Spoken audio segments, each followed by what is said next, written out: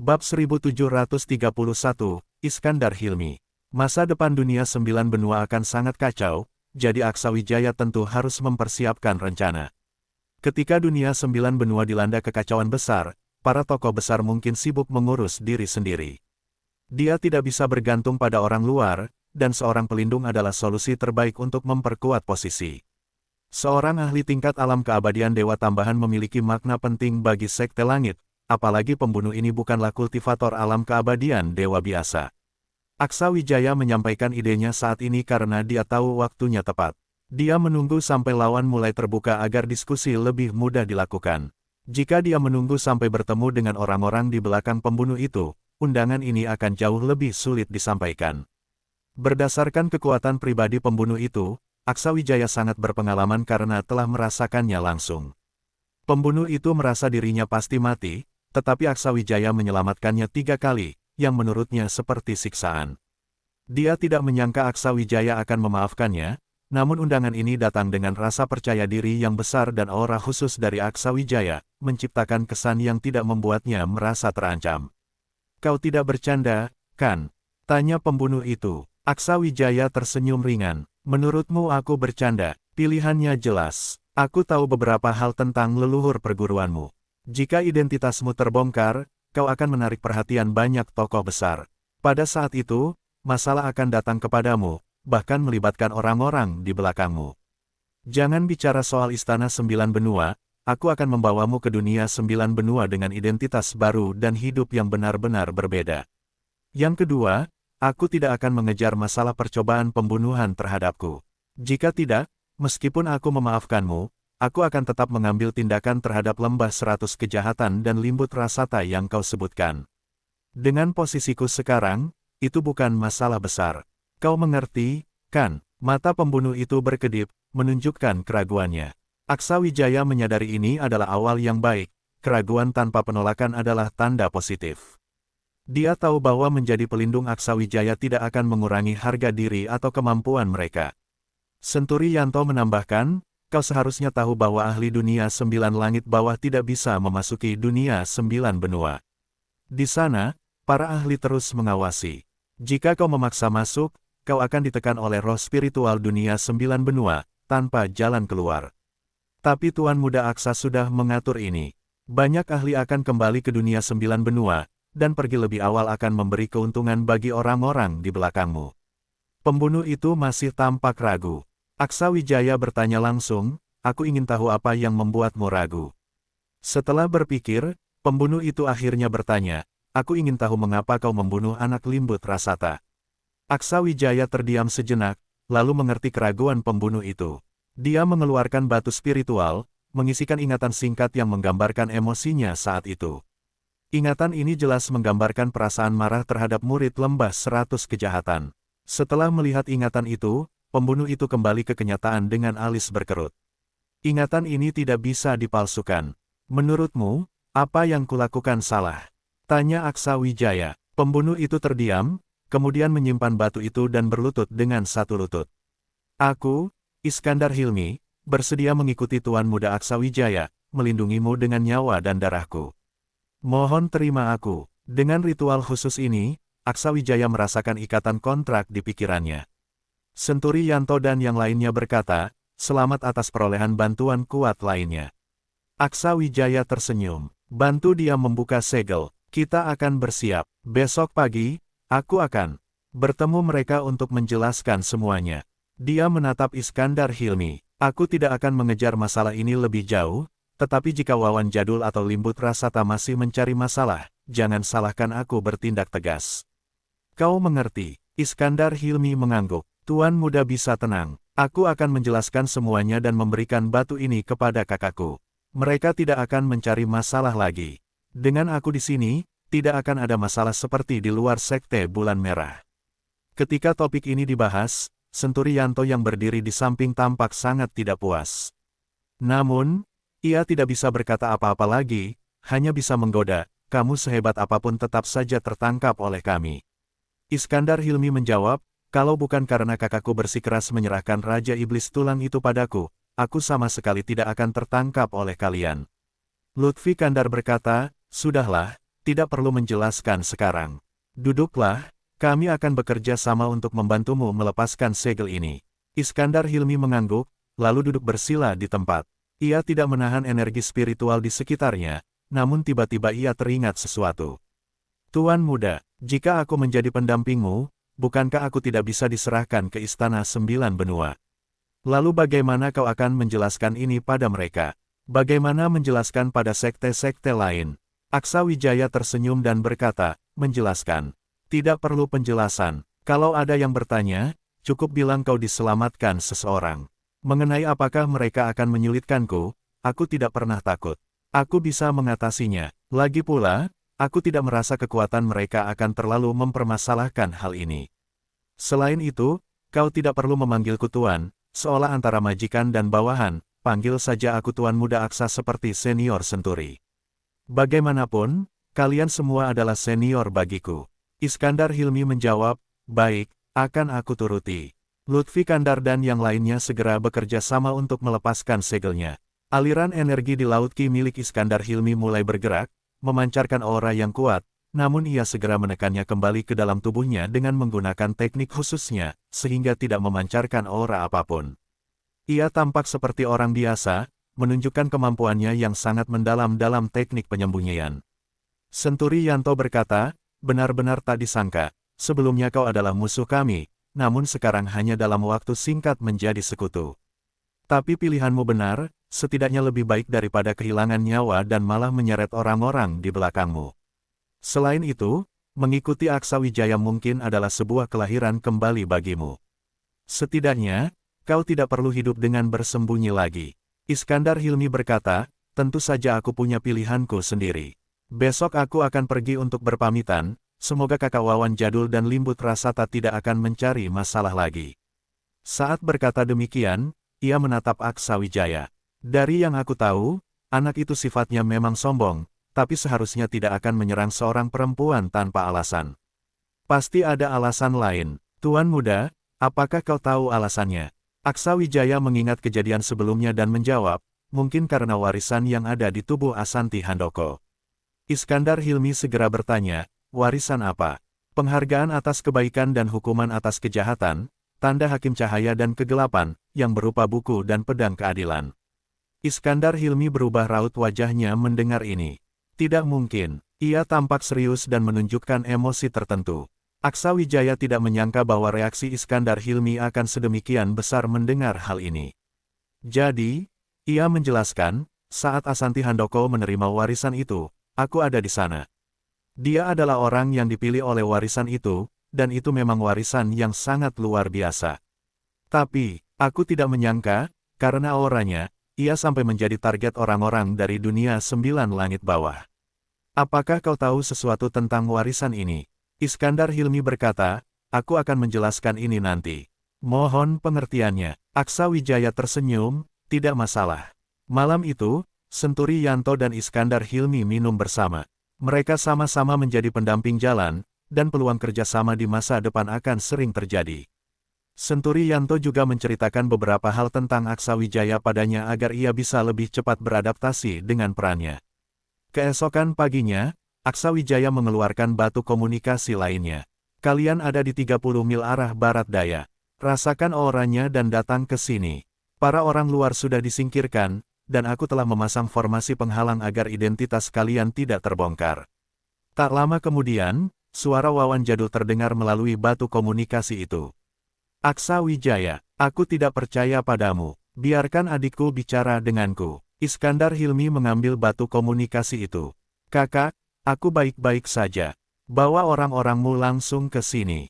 Aku sudah menyelesaikan pembicaraan dengan mereka. Baik, aku akan datang. Iskandar Hilmi menyerahkan batu komunikasi itu kembali ke Aksa Wijaya, namun Aksa Wijaya menolaknya. Benda itu mudah dibuatnya, tapi efeknya jauh lebih rendah dibandingkan batu jiwa. Karena batu satunya ada pada Silama Jadami, ia merasa tidak perlu menyimpannya. Senturi Yanto mendekati Aksa Wijaya dan berkata, Tuan Muda Aksa, aku merasakan anak itu, Murdi Tiasa, sudah meninggalkan sekte pelepasan hara. Dari rute yang ia tempuh, sepertinya ia menuju Istana 9 Benua. Tampaknya ia sudah mendapatkan beberapa informasi dan berencana menemui kita di sana. Aksa Wijaya mengangguk, lalu mengambil batu jiwa miliknya. Jangan sia-siakan perjalananmu. Aku sudah mengaktifkan batu jiwa milikku. Hubungi Nandar Petok dan yang lainnya, rasakan posisiku, dan segera temui aku. Masalahku seharusnya segera selesai, lalu kita bisa mendiskusikan rencana selanjutnya. Bab 1732, Penyelesaian. Murdi Tiasa dan yang lainnya saat ini masih cukup jauh dari Istana Sembilan Benua. Begitu menerima kabar tentang Aksa Wijaya, mereka segera mengubah rute dan bergerak ke arah tempat Aksa Wijaya berada. Jika mereka benar-benar pergi ke Istana Sembilan Benua, situasinya mungkin akan menjadi rumit. Bagaimanapun, kali ini mereka telah sedikit memperdaya pihak Istana Sembilan Benua. Jika Murdi Tiasa sampai di sana dan terjadi sesuatu, situasinya akan sulit diselesaikan. Perasaan Aksa Wijaya saat ini cukup baik. Baginya, Iskandar Hilmi menjadi pelindungnya adalah bantuan besar. Dengan kemampuannya yang unik, Iskandar Hilmi bisa melakukan banyak hal yang tidak bisa dilakukan orang lain. Namun, Aksa Wijaya tidak mungkin membiarkan dia terus menjadi pembunuh. Aksa Wijaya merasa itu terlalu rendah untuk dirinya. Iskandar Hilmi, yang mengetahui tentang warisan yang diperoleh Asanti Handoko, tampaknya menyimpan sesuatu di dalam hati. Namun, dia tidak mengungkapkannya, dan Aksa Wijaya juga tidak bertanya. Dia yakin pada waktunya Iskandar akan mengatakannya sendiri. Jika tidak ada kejutan, masalah ini mungkin berkaitan dengan orang-orang di belakang Iskandar. Kalau tidak, Iskandar tidak akan bereaksi seperti itu. Beberapa puluh mil jaraknya tidak terlalu jauh bagi para kultivator di ranah alam keabadian dewa. Dalam waktu kurang dari setengah jam, rombongan itu sudah terlihat oleh kelompok Aksa Wijaya. Dengan bantuan harta spiritual yang menentukan posisi kedua belah pihak, mereka dapat langsung tiba di depan batas perlindungan. Batas itu hanya berfungsi untuk menyembunyikan aura dan keberadaan, tanpa kekuatan pertahanan. Begitu mendekat, mereka bisa masuk dengan mudah, apalagi mereka adalah ahli di ranah alam. Keabadian dewa, yang jumlahnya bahkan lebih banyak daripada kelompok dari Sekte Pelepasan Hara. Dilihat dari pakaian mereka, jelas mereka bukan berasal dari satu kekuatan yang sama. Namun, mereka menutup wajah mereka, tidak memperlihatkan identitas mereka sepenuhnya. Meskipun begitu, Senturi Yanto dan yang lainnya tampaknya mengenali beberapa dari mereka. Di wilayah dunia sembilan langit bawah, jumlah ahli ranah alam keabadian dewa tidak banyak, sehingga identitas mereka bukan rahasia. 11 orang memasuki batas perlindungan, melihat kelompok dari Sekte Pelepasan Hara, lalu berdiri tegap, memperhatikan mereka. Tatapan terakhir mereka tertuju pada Iskandar Hilmi. Melihat bahwa dia baik-baik saja, mereka akhirnya merasa lega. Namun, Aksa Wijaya menyadari bahwa salah satu dari mereka menatapnya dengan niat membunuh. Meskipun tidak begitu jelas, Aksa Wijaya, dengan kepekaan yang luar biasa, dapat merasakannya dengan sangat jelas. Namun, Aksa Wijaya tidak terlalu peduli. Dia tahu, orang itu seharusnya adalah salah satu dari kelompok itu, peringkat 9. Lutfi Kandar, yang paling senior, langsung berkata, "Karena kalian sudah datang, lepaskan penyamaran kalian dan tunjukkan wajah kalian yang sebenarnya." Wawan Jadul menjadi yang pertama membuka penutup wajahnya dan berkata kepada Lutfi Kandar, "Para anggota Sekte Pelepasan Hara, sepertinya kalian semua sudah menyelesaikan masalah teknik kultivasi kalian. Kini wajah kalian pulih, dan energi hidup kalian hampir sepenuhnya kembali. Saya harus mengucapkan selamat kepada kalian. Namun, kali ini, bisakah kalian membebaskan adik ketiga saya?" Lutfi Kandar menjawab, "Mengucapkan selamat kepada kami bukanlah masalah, tetapi permintaanmu agar kami langsung membebaskan seseorang terlalu berlebihan. Apa kalian sama sekali tidak menganggap kami serius? Jika terjadi pertarungan, saya jamin tidak satu pun dari kalian yang akan bisa pergi dari sini hidup-hidup." Nada Lutfi Kandar terdengar tegas dan tidak ramah. Wawan Jadul menjawab, "Jangan marah. Kami tidak datang untuk bertarung, melainkan untuk menyelesaikan masalah. Memang benar kami menyuruh orang ketiga kami menyerang Aksa Wijaya, tetapi ada alasan lain di baliknya. Hari ini, kami datang untuk benar-benar menyelesaikan masalah ini." Setelah berkata demikian, Wawan Jadul menatap Aksa Wijaya. "Apakah kamu masih mengingatku?" Aksa Wijaya menjawab, "Wawan Jadul dari Lembah 100 Kejahatan, aku sebelumnya memang tidak terlalu memedulikanmu.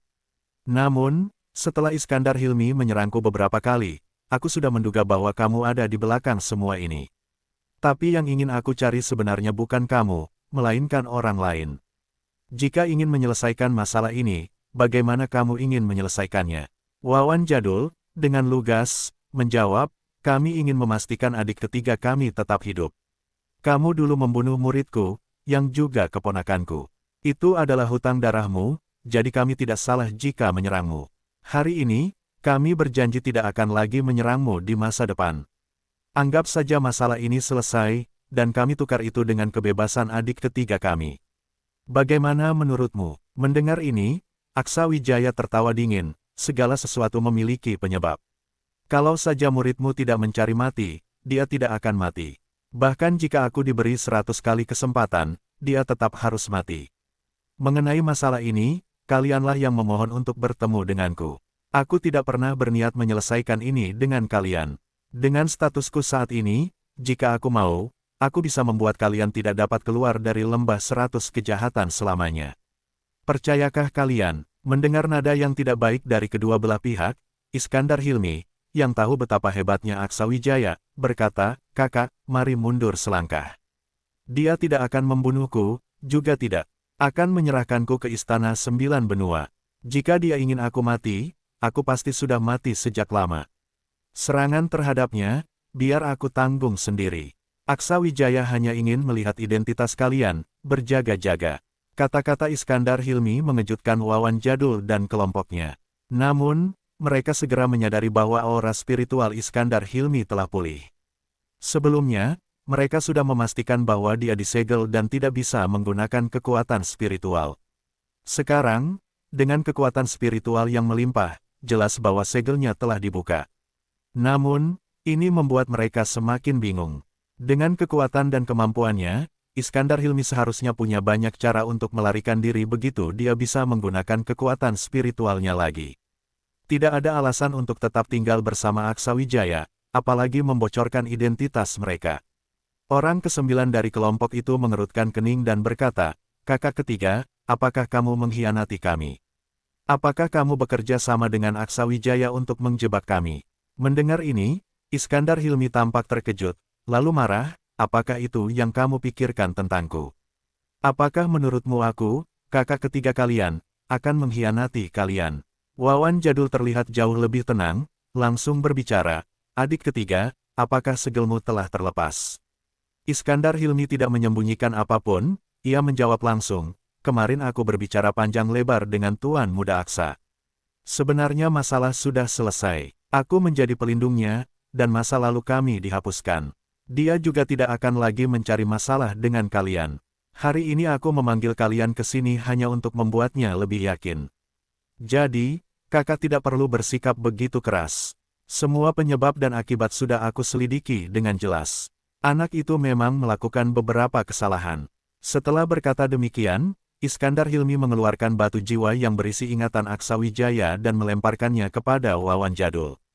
Ia melanjutkan, semua yang terjadi ada di dalamnya, tidak perlu menyelidiki lebih jauh.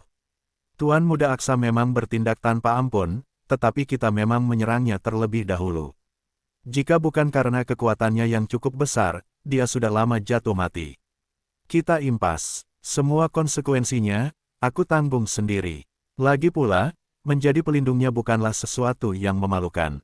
Bahkan pemimpin sekte pelepasan hara saat ini adalah pelindungnya. Aku ini hanya pembunuh bayaran yang selalu dirundung masalah. Wawan Jadul tidak langsung menjawab, melainkan menggunakan kekuatan spiritualnya untuk merasakan ingatan dalam batu jiwa itu. Di sisi lain, Limbut Rasata yang mendengar ini menjadi marah. Menurutku sekarang, dia bukan tidak mampu membunuh Aksa Wijaya, tapi sengaja membiarkannya. Dia pasti telah mengkhianati kita. Sial, wanita di sebelahnya langsung memarahi, Limbut Rasata, tutup mulutmu. Dia berada dalam situasi seperti ini juga karena dirimu. Karena putramu yang kau banggakan itu. Kakak ketiga tidak mungkin mengkhianati kita. Saat itu, Wawan Jadul sudah selesai memeriksa ingatan dalam batu jiwa tersebut. Ekspresinya penuh dengan kerutan di dahi. Ia lalu menyerahkan batu jiwa itu kepada pria lain di sebelahnya serta wanita yang tadi berbicara. Limbut Rasata langsung mendekat, cemas, biar aku lihat. Namun Wawan Jadul berkata, Limbut Rasata. Tidak perlu kau lihat, tenangkan dirimu dulu. Wanita dan pria lainnya selesai memeriksa isi batu jiwa itu. Mereka juga mengerutkan dahi, terdiam, dan akhirnya memandang Aksawijaya dengan tatapan rumit. Iskandar Hilmi memandang Aksawijaya, bolehkah aku bicara dengan mereka secara pribadi? Kakak-kakakku adalah orang yang masuk akal. Aku yakin mereka tidak akan lagi menyulitkanmu. Selain itu, aku memang masih memiliki beberapa urusan pribadi yang perlu aku tanyakan kepada mereka. Aksawijaya mengangguk, tentu saja, tidak masalah. Kau pergi saja bersama mereka. Toh, aku sudah mengetahui identitas mereka. Selama mereka tidak mencari masalah denganku, aku juga tidak akan mengganggu mereka. Aku, Aksawijaya, memegang teguh ucapanku. Aku mengerti. Setelah mengatakan itu, Iskandar Hilmi pergi sendirian, mengajak Wawan Jadul dan yang lainnya mengikutinya. Rombongan itu pergi, hanya Limbut Rasata yang saat pergi masih melirik Aksawijaya. Setelah mereka pergi, Senturi Yanto berkata, sulit dipercaya, ternyata orang-orang di balik Iskandar Hilmi adalah mereka. Beberapa di antaranya memiliki identitas yang sangat istimewa, bahkan merupakan darah langsung keluarga besar dengan kedudukan tinggi. Ada juga seorang kultivator jahat yang ditakuti banyak kekuatan. Sisanya juga orang-orang terkenal. Kalau mereka tidak muncul sendiri, kita tidak tahu berapa tahun lagi baru bisa menyelidiki identitas mereka. Karena mereka hampir tidak memiliki hubungan satu sama lain. Sepertinya warisan khusus yang mereka dapatkan dulu sangat unik. Hanya saja, aku tidak tahu apalagi urusan pribadi Iskandar Hilmi yang belum selesai. Aksawijaya menjawab, itu bukan urusan kita. Aku juga ingin tahu, mungkin dia akan menjelaskannya nanti. Di sisi lain, Limbut Rasata marah besar. Kakak pertama, kakak kedua, kakak keempat, kenapa kalian tidak membiarkanku melihat apa yang sebenarnya terjadi hari itu? Wanita itu menjawab, dia memang melakukan hal yang tidak seharusnya. Menyentuh sisi paling sensitif seorang pria. Aksawijaya tidak mungkin menahan diri. Jika tidak, dia tidak akan tumbuh sampai seperti sekarang. Sementara itu, kakak kedua yang pendiam langsung berkata, jika aku yang berada di posisinya, aku juga akan langsung menghabisinya. Tidak akan memberi muka kepada siapapun. Mendengar ini, Limbut Rasata terdiam sesaat. Jika hanya Aksawijaya yang mengatakan itu, mungkin ia masih tidak percaya. Tapi sekarang, semua orang di sekitarnya, yang sangat ia percayai, juga berkata demikian. Hal ini menunjukkan bahwa situasinya jauh lebih buruk dari yang ia bayangkan. Iskandar Hilmi berkata, kalau kau ingin melihat, ambil dan lihatlah. Kebetulan aku masih ada hal lain yang ingin kutanyakan padamu. Mendengar ini, Wawan Jadul dan yang lainnya menjadi bingung. Mereka tidak tahu apa yang masih ingin ditanyakan Iskandar Hilmi. Limbut Rasata ragu sejenak, tetapi akhirnya mengambil batu jiwa itu dan menggenggamnya erat. Namun, pada akhirnya ia tidak berani melihat ingatan di dalamnya. Ia tidak ingin melihat dengan mata kepalanya sendiri bagaimana putranya dibunuh. Ia menggenggam batu itu erat-erat, suaranya bergetar. Kau ingin bertanya apa? Langsung saja tanya. Iskandar Hilmi menjawab, yang menyebabkan kematian putramu bukan Aksawijaya. Aksawijaya hanya mengakhirinya saja. Yang benar-benar membunuhnya adalah dirimu sendiri. Bab 1733, Garis Keturunan Sang Hakim. Mendengar kata-kata ini, semua orang di tempat itu menoleh ke arah Iskandar Hilmi, jelas tidak mengerti maksudnya. Iskandar Hilmi menatap Limbut Rasata dengan tatapan dingin, rahasiaku memang tetap rahasia di depan orang luar, tetapi aku selalu menganggap kalian sebagai keluarga, seperti saudara kandung. Aku telah membagikan sebagian besar rahasiaku kepada kalian, termasuk garis keturunan keluargaku yang turun-temurun, penghargaan kebaikan dan hukuman kejahatan, tanda hakim cahaya dan kegelapan, yang berupa buku dan pedang keadilan. Bagaimana putramu tahu tentang warisan itu? Setelah memasuki dunia 9 benua, dia langsung mencari orang yang memiliki aura hakim. Bisakah kamu menjelaskan ini kepadaku? Mendengar ini, Wawan Jadul dan yang lainnya tersadar, tiba-tiba mengerti banyak hal, meskipun sulit dipercaya. Apakah itu benar? Mata Limbut Rasata berkilat dan dia tidak tahu harus berkata apa. Iskandar Hilmi melanjutkan, leluhur keluargaku adalah seorang hakim, dan warisan itu tetap ada di dunia 9 benua. Rahasia yang kami jaga belum saatnya diungkapkan. Tapi demi warisan itu, kamu menyuruh anakmu mencari semua yang berkaitan dengan hakim di dunia 9 benua. Sebelum dia pergi, dia bahkan meminta setetes darah murniku, yang jelas digunakan untuk mencari para kultivator dengan aura hakim, bukan? Aku bisa memahami jika ini dilakukan oleh orang luar, tetapi tidak menyangka kau akan melakukannya. Jika bukan karena ini, anak nakal itu tidak akan memprovokasi perempuan itu dan akhirnya terbunuh oleh Aksa Wijaya. Semuanya berasal dari keserakahanmu dan anakmu. Pikirkan baik-baik. Limbut Rasata melihat rasa dingin di mata Iskandar Hilmi, membuatnya ketakutan. Dia buru-buru menjelaskan, saudara ketiga. Aku hanya ingin dia membantumu mencari warisan lebih awal. Suatu hari nanti kita semua akan kembali ke dunia 9 benua, dan itu akan menjadi hadiah besar untukmu. Dengan begitu, kau bisa meningkatkan kekuatan lebih cepat tanpa harus membuang waktu. Iskandar Hilmi mengangkat tangan, memotong perkataannya. Cukup, tidak perlu dijelaskan. Semuanya ada dalam ingatan batu giok roh ini. Pikirkan kembali saat kau sudah tenang. Ingat juga, aku adalah pelindung Tuan Muda Aksa sekarang. Jika kau mengganggunya lagi, kau akan berhadapan langsung denganku. Setelah berkata demikian, dia beralih ke Wawan Jadul. Kakak, pergi ke dunia 9 benua tidak semudah itu. Saat ini, para ahli dari dunia 9 langit bawah dilarang masuk ke dunia 9 benua. Identitasku sudah tersebar, dan banyak orang pasti ingin memanfaatkanku. Tetap di sini hanya akan membawa masalah lebih besar bagi kalian.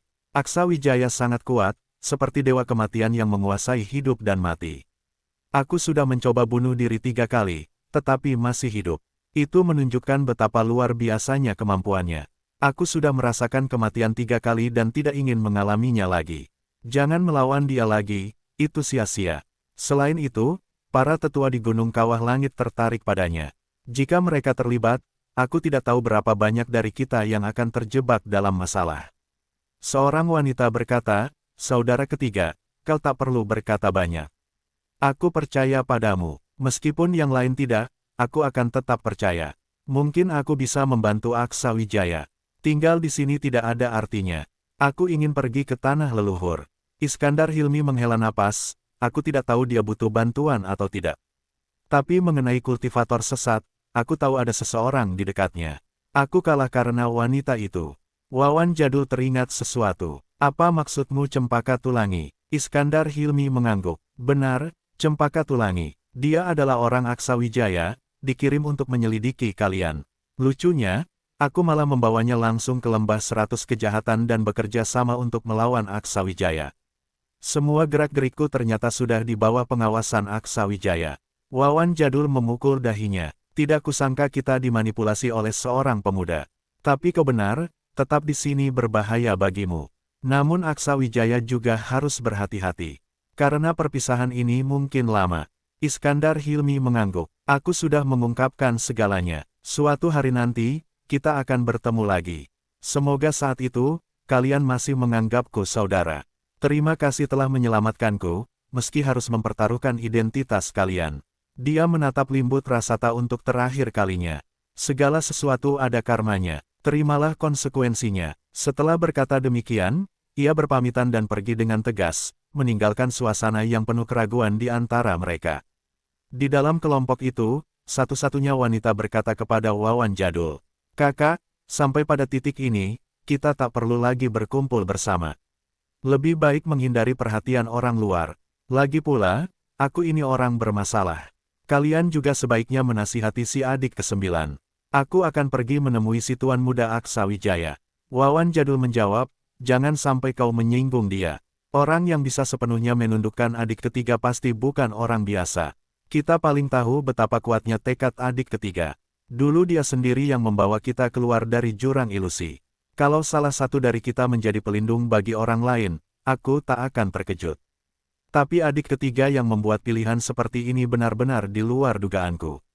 Aksa Wijaya itu pasti seseorang yang luar biasa. Wanita itu mengangguk. Tenang saja, aku punya rencana. Aku tidak bercanda tadi. Jika ada kesempatan, pergi ke 9 benua bersama adik ketiga juga bukan pilihan buruk. Bagaimanapun, dengan statusku, di dunia ini sudah tak ada lagi tempat bagiku. Bahkan lembah 100 kejahatan milikmu pun tak bisa menampungku, kakak. Setelah berkata demikian, wanita itu bergegas mengejar arah kepergian Iskandar Hilmi. Saat itu, Si adik kesembilan mendekati Wawan Jadul dan menyerahkan sebuah batu permata kepadanya. Kakak, aku salah soal kejadian sebelumnya. Aku mengecewakan adik ketiga dan anakku sendiri. Semua ini terjadi karena keserakahanku. Sudahlah, pergilah bertapa selama 5 tahun. Aku yakin kau akan benar-benar merenung. Saat itu Aksa Wijaya juga sudah pergi dari dunia ini. Kita semua adalah saudara yang saling mendukung. Kita memiliki warisan yang sama dan memahami satu sama lain. Adik ketiga tidak marah padamu. Dia hanya ingin membuatmu sadar. Aku harap kau benar-benar memahami niat baiknya. Hal lain tak perlu aku katakan lagi, bukan? Aku mengerti. Maafkan aku telah mengecewakan kalian semua. Setelah itu, dia berbalik dan terbang pergi. Sebuah kilatan dingin terlihat di matanya, meski tak ada yang menyadarinya. Wawan Jadul dan yang lainnya membahas hal-hal lain sebelum menjelaskan asal-usul kejadian ini kepada kelompok. Para anggota meninggalkan tempat dengan rasa kecewa. Iskandar Hilmi, yang tidak terlalu jauh dari tempat berkumpul Aksa Wijaya, merasa senang saat tiba di area yang dilindungi.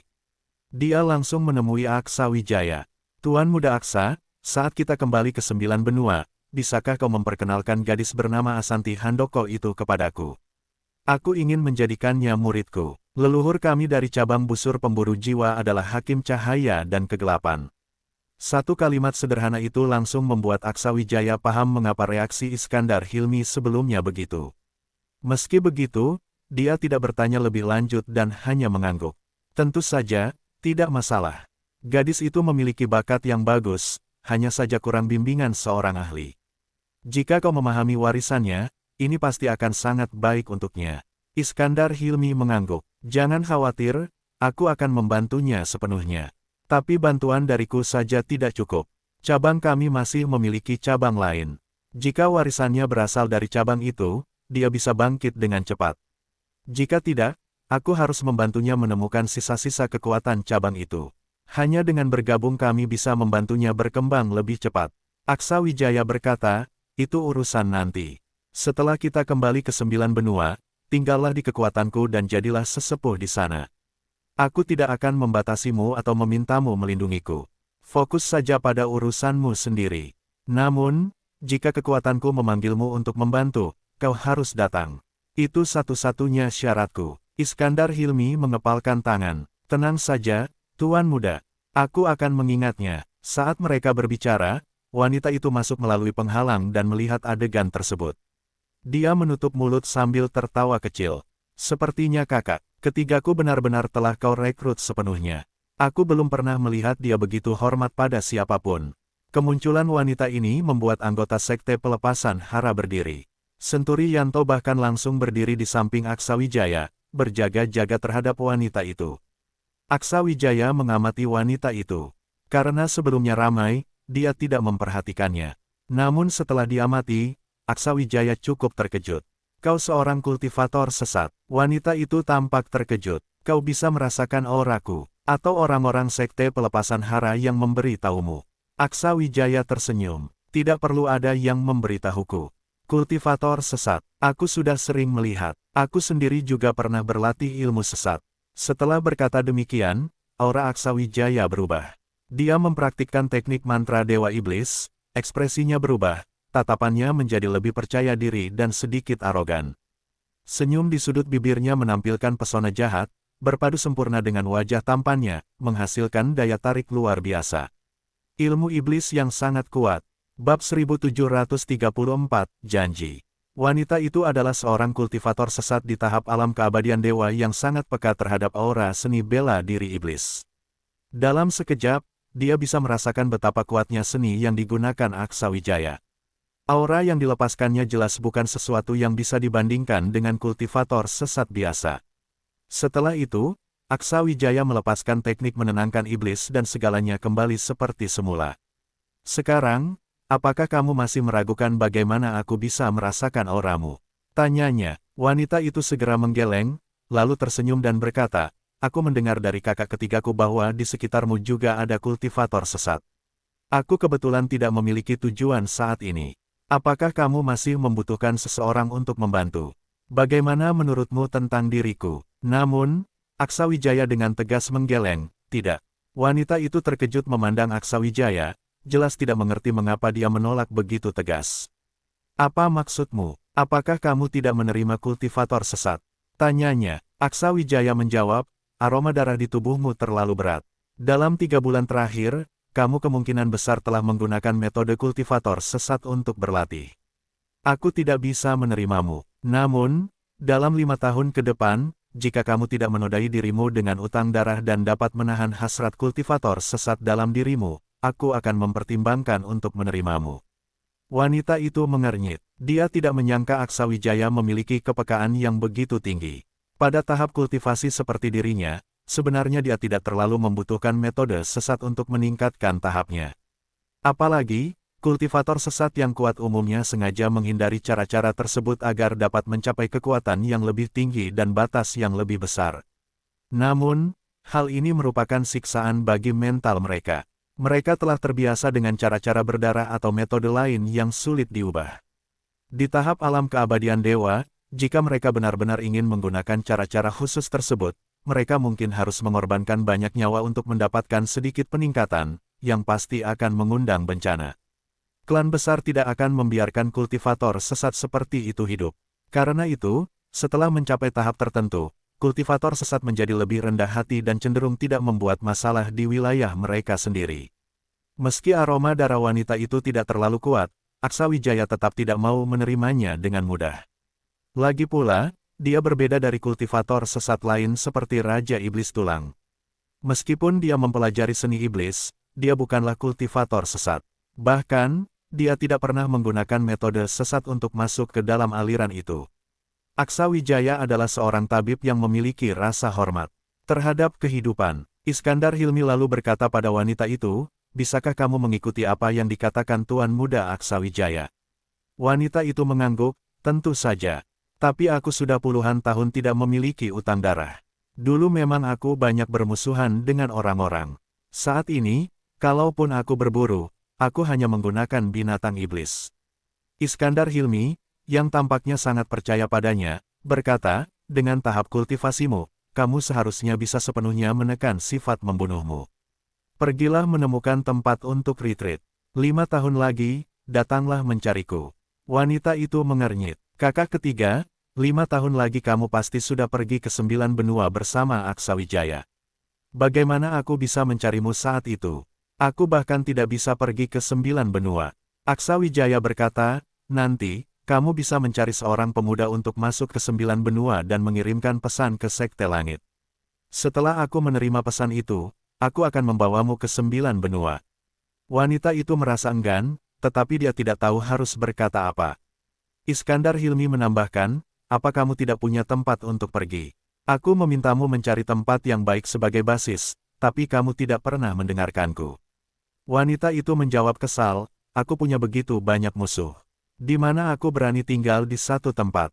Kamu pasti tidak ingin aku dikepung oleh para ahli, bukan?"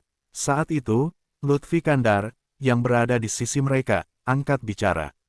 "Nanti kami akan meninggalkan dunia 9 langit bawah untuk mengikuti Aksa Wijaya ke 9 benua. Jika kamu tidak keberatan, kamu bisa pergi ke Sekte Pelepasan Hara untuk retreat. Di sana ada formasi besar dan formasi pendukung untuk berlatih, tidak akan ada yang mengganggumu. Hanya ada beberapa pelayan. Kalau kamu tidak suka, berikan mereka beberapa harta dan suruh mereka pergi. Tapi kamu tidak boleh menyakiti mereka. Kalau tidak, kami yang pertama tidak akan melepaskanmu." Mendengar itu, wanita itu tampak senang. Sekte Pelepasan Hara adalah tempat yang sangat ideal, semuanya sudah tersedia. Itu adalah tempat yang sempurna untuk retreat. "Begitu murah hati?" tanyanya. Lutfi Kandar menjawab, "Kami akan pergi, jadi tidak ada yang perlu disayangkan. Lagi pula, tempat itu tidak ada gunanya jika ditinggalkan. Memberikannya padamu hanya memberi kesempatan. Apakah kamu bisa memanfaatkannya atau tidak, itu tergantung pada dirimu sendiri. Tapi jujur saja, kondisimu berbeda dengan kultivator sesat di sekitar Aksa Wijaya. Aku ragu kamu bisa menahan hasrat membunuhmu." Wanita itu menjawab, "Hanya tergantung apakah aku mau atau tidak."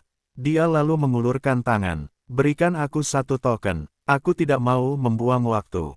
Aku akan segera pergi ke sana untuk retreat. Tenang saja, aku tidak akan membuat masalah di sana." Lutfi Kandar memberikan token itu padanya tanpa banyak bicara lagi. Wanita itu menyimpan token tersebut dan menatap Iskandar Hilmi. Kakak ketiga, kau harus menungguku di dunia 9 benua, ya. Aku pasti akan mencarimu. Mengenai kakak ke-9, aku percaya kakak pertama akan membuatnya tenang. Iskandar Hilmi mengangguk sambil memberikan beberapa pesan tambahan. Wanita itu menatap Aksawijaya setelah mendengar kata-kata itu. Aku berjanji tidak akan menumpahkan darah lagi dalam 5 tahun ke depan. Kuharap saat itu kau dapat menepati janjimu, menerima aku si wanita iblis ini. Kita bertemu lagi 5 tahun kemudian. Aksawijaya mengingatkan, yang kumaksud bukan hanya dalam 5 tahun, ya. 5 tahun hanyalah batas minimal. Setelah itu, kau harus seperti kultivator biasa, hanya membunuh mereka yang memang pantas. Sedangkan untuk binatang buas, aku tidak akan terlalu mempermasalahkannya. Aku hanya ingin melihat bagaimana karaktermu dan kemampuanmu menahan diri. Belum sempat wanita itu berbicara, Iskandar Hilmi sudah berkata, Tuan Muda Aksa, aku sangat memahami hati adik keempat. Dia hanya memilih jalan yang salah, tetapi dia sebenarnya bukan orang jahat. Perbuatannya juga selalu memiliki dasar. Aku percaya padanya. Wanita itu tampak sangat senang mendengar hal ini. Ia pun segera berbalik dan menghilang dari pandangan semua orang. Apa yang ingin ia katakan sudah selesai. Bagaimana 5 tahun ke depan akan terbukti lewat tindakannya. Setelah wanita itu pergi, Iskandar Hilmi berkata, lalu, apa rencanamu selanjutnya? Haruskah aku pergi untuk sementara waktu? Jika aku tetap bersamamu, kemungkinan besar akan menimbulkan masalah besar. Banyak orang sedang mengincarku sekarang. Selain itu, Istana 9 Benua mungkin tidak akan begitu saja melupakan masalah ini. Aksawijaya menjawab, tidak masalah. Kemampuan menyembunyikan dirimu sangat kuat. Aku sudah melihatnya sendiri. Kau hanya perlu mengganti identitasmu. Kita akan menunggu 3 orang di sini, lalu memutuskan langkah selanjutnya. Sambil berkata begitu, Aksawijaya menatap Senturiyanto. Senior Senturi, apa rencanamu? Bagaimana kalau kalian pergi sebentar dulu? Saat aku membutuhkannya, aku akan memanggil kalian kembali. Mungkin kita tidak akan tinggal terlalu lama lagi di dunia 9 langit bawah. Para anggota Sekte Pelepasan Hara tidak tahu apa rencana Aksawijaya, tetapi mereka jelas senang mendengar ini. Pergi ke dunia 9 benua memiliki arti besar bagi mereka. Sementara itu, Iskandar Hilmi sudah mendapatkan kembali tas serbagunanya dari Senturiyanto. Ia mengambil sebuah topeng dan menggunakan metode rahasia untuk mengenakannya. Dalam sekejap, ia berubah menjadi seorang pemuda seusia Aksawijaya dengan aura yang ditekan hingga hanya setingkat alam spiritual dewa. Bahkan Senturiyanto dan yang lain, meskipun berada dalam jarak dekat, tidak dapat menemukan celah dalam penyamarannya. Hal ini menunjukkan bahwa teknik penyamaran tersebut sangat hebat. Inilah alasan Aksawijaya berani membawanya. Senturiyanto dan kelompoknya memahami bahwa terlalu banyak orang dalam satu kelompok akan menarik perhatian. Selain itu, mereka masih memiliki urusan lain. Karena Iskandar Hilmi sudah ditundukkan, mereka perlu menyebarkan berita tentang pembunuh yang melarikan diri.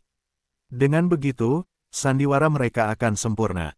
Mereka segera meninggalkan tempat itu, berencana untuk menyebarkan kabar tersebut dan melanjutkan pencarian penerus klan busur pemburu jiwa.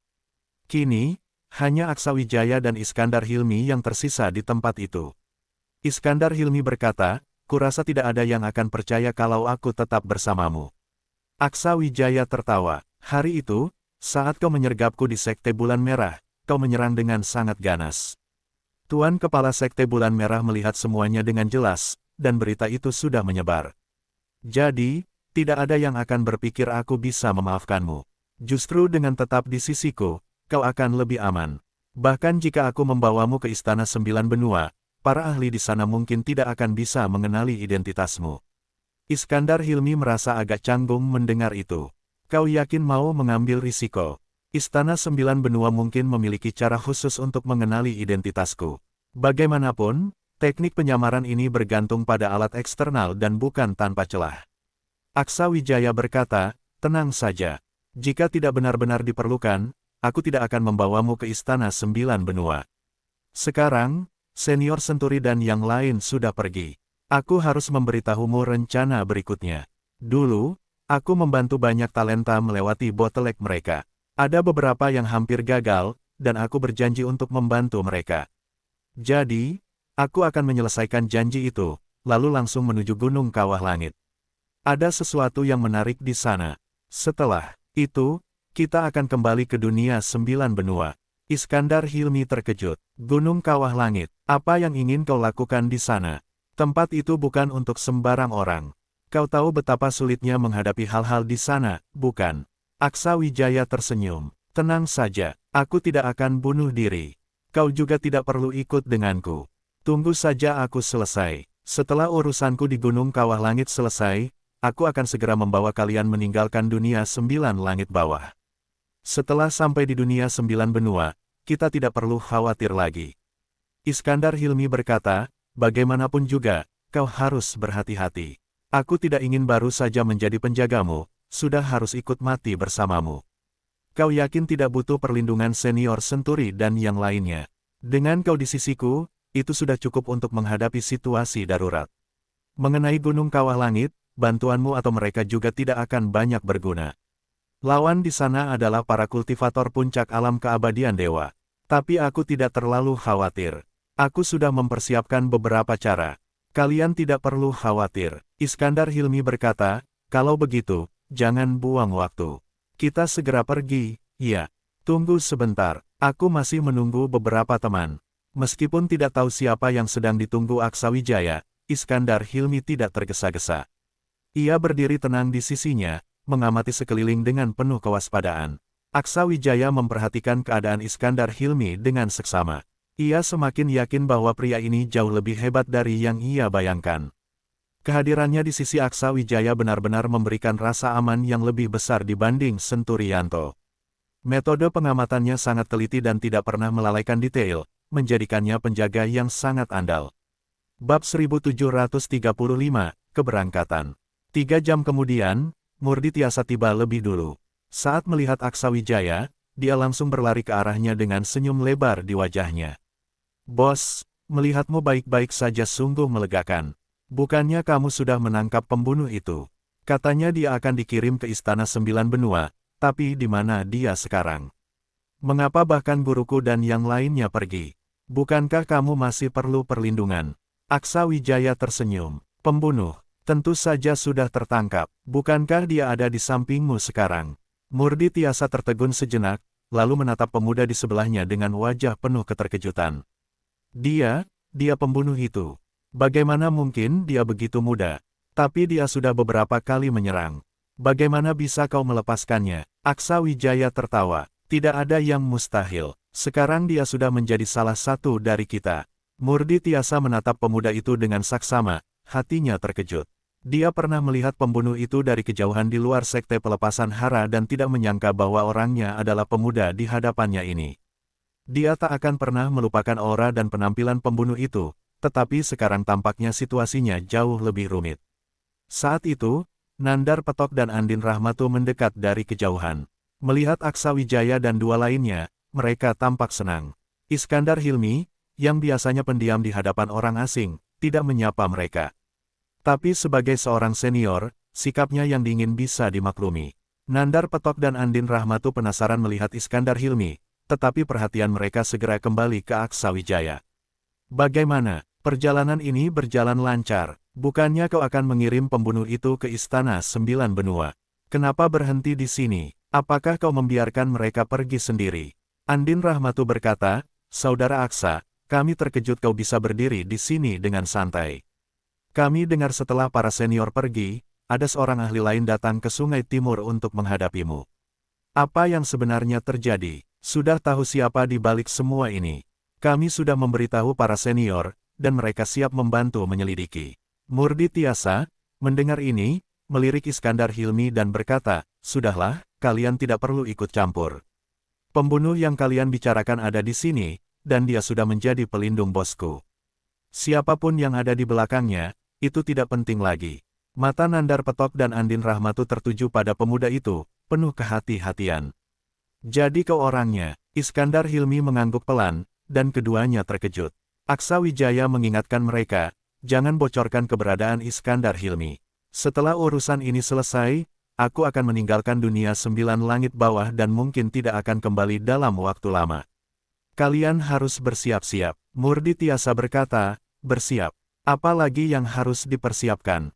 Aku sudah lama ingin pergi ke dunia besar untuk berlatih bersama bos. Nandar Petok menambahkan, kami sudah membawa semua yang kami butuhkan. Sebagai tetua kehormatan Sekte Langit, tentu kami akan ikut. Kami tidak mau tertinggal dari mereka yang tinggal di dunia 9 langit bawah. Aksa Wijaya tersenyum. Tidak masalah. Aku sudah bertemu beberapa jenius hebat di Sungai Timur, salah satunya dari Sekte Matahari Hijau, yang berada di tingkat ke-6 alam hukum dewa. Tapi sayang, mereka hanya kuat dalam kultivasi, bukan dalam pertempuran. Murdi Tiasa, kau mungkin bisa mengalahkannya. Murdi Tiasa membalas, bos, kenapa, mungkin. Aku yakin bisa, biarkan aku menantangnya. Aksa Wijaya tertawa, akan ada banyak kesempatan nanti. Sekarang, kalian harus membantu menemukan lokasi sekte ini, Sekte Menembus Langit. Serahkan saja pada kami, jawab Murdi Tiasa dan yang lainnya serentak. Mendengar nama itu, Murdi Tiasa menggaruk kepalanya, wajahnya sedikit canggung, jelas ia juga tidak tahu. Andin Rahmatul langsung berkata, saudara Aksa yang tampan, tidak aneh kalau kamu tidak menemukan tempat itu di peta, karena tempat ini sama sekali bukan sekte, melainkan tempat tinggal dari aliran kultivasi independen yang terletak di gunung belakang di wilayah timur. Tempat itu tidak mudah dimasuki oleh orang luar, harus memberitahukan sebelumnya. Kalau sembarangan masuk gunung, akan terkena serangan formasi perlindungan di gunung. Aksa Wijaya tersenyum dan berkata, yang penting tahu lokasinya. Kalau begitu, kita menuju wilayah timur. Saat sampai di sana, aku perlu bantuan Nona Andin untuk menunjukkan jalan. Iskandar Hilmi berkata, tak perlu si gadis kecil ini menunjukkan jalan, aku saja yang mengendalikan harta spiritual pengendali udara. Aku tahu tempat itu, Sekte Menembus Langit. Dulu aku pernah berurusan dengan mereka. Setelah berkata demikian, ia langsung memanggil sebuah harta spiritual pengendali udara berupa kipas lipat besar, cukup luas untuk mereka berdiri dengan nyaman di atasnya. Perjalanan pun dimulai. Di atas harta spiritual itu, Aksa Wijaya duduk dengan tenang, mulai bermeditasi untuk meningkatkan kultivasinya. Sementara itu, ketiga orang lainnya mengamati Iskandar Hilmi dengan saksama dari depan harta spiritual tersebut. Termasuk Murdi Tiasa, ketiga dari mereka tampak sangat penasaran terhadap Iskandar Hilmi, sesekali meliriknya, tampak ingin mengungkap sesuatu darinya. Namun, jelas itu tidak mudah. Di mata mereka, Iskandar Hilmi hanya tampak seperti seorang pemuda di tahap alam spiritual dewa, bahkan kekuatan spiritualnya tersembunyi dengan sangat baik. Setidaknya di mata mereka, penyamarannya tak memiliki celah. Iskandar Hilmi tentu saja dapat merasakan pandangan ketiga orang itu. Seketika, ia memancarkan aura tajamnya, namun segera menariknya kembali ke tubuhnya, jelas menunjukkan bahwa ia ingin mereka sedikit tenang dan tidak terlalu lancang. Aura tajam itu membuat Murdi Tiasa dan yang lainnya tampak terkejut, seolah-olah kesadaran mereka kembali. Mereka semua merasa dingin di punggung mereka, aura dari tahap alam keabadian dewa memberikan tekanan mutlak pada mereka, begitu kuat. Aksa Wijaya, tentu saja, juga merasakan auranya. Ia tersenyum tanpa berkata apa-apa. Mereka masih akan menghabiskan waktu lama bersama.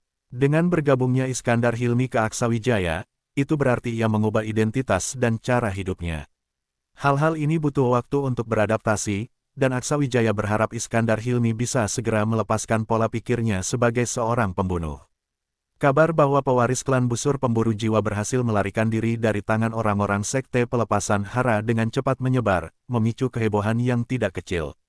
Khususnya Istana Sembilan Benua, yang langsung mengirim orang untuk menemui para anggota Sekte Pelepasan Hara, menanyakan apa yang terjadi pada hari itu, sekaligus mulai menyelidiki semua petunjuk untuk menangkapnya lagi. Mereka bahkan berencana bekerja sama dengan Sekte Pelepasan Hara untuk melakukannya, dengan alasan membantu Aksa Wijaya. Tidak hanya Istana Sembilan Benua, beberapa sekte lain juga mulai muncul satu persatu, mengatakan ingin menemukan pewaris klan busur pemburu jiwa dengan alasan yang sama seperti Istana Sembilan Benua. Namun, Senturianto dan lainnya sangat memahami bahwa beberapa sekte ini sebenarnya telah mengirim orang untuk mengikuti mereka hari itu, hanya saja mereka berhasil meloloskan diri. Namun, muncul juga suara-suara yang mempertanyakan. Ada yang mengatakan bahwa mereka melihat para kultivator Sekte Pelepasan Hara bertemu dengan seorang ahli tahap alam keabadian dewa pada hari itu. Tak lama kemudian, mereka membawa pewaris klan busur pemburu jiwa menggunakan metode khusus untuk meloloskan diri. Lalu, terdengar kabar bahwa pembunuh itu berhasil kabur. Bukankah ini terlalu kebetulan? Jelas ada yang tidak beres. Beberapa bahkan mempertanyakan siapa sebenarnya ahli tahap alam keabadian dewa yang ditemui Sekte Pelepasan Hara pada hari itu. Mengapa kehadirannya langsung memengaruhi jalur perjalanan mereka?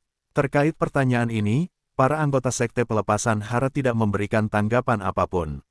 Namun, suara-suara keraguan semakin memanas.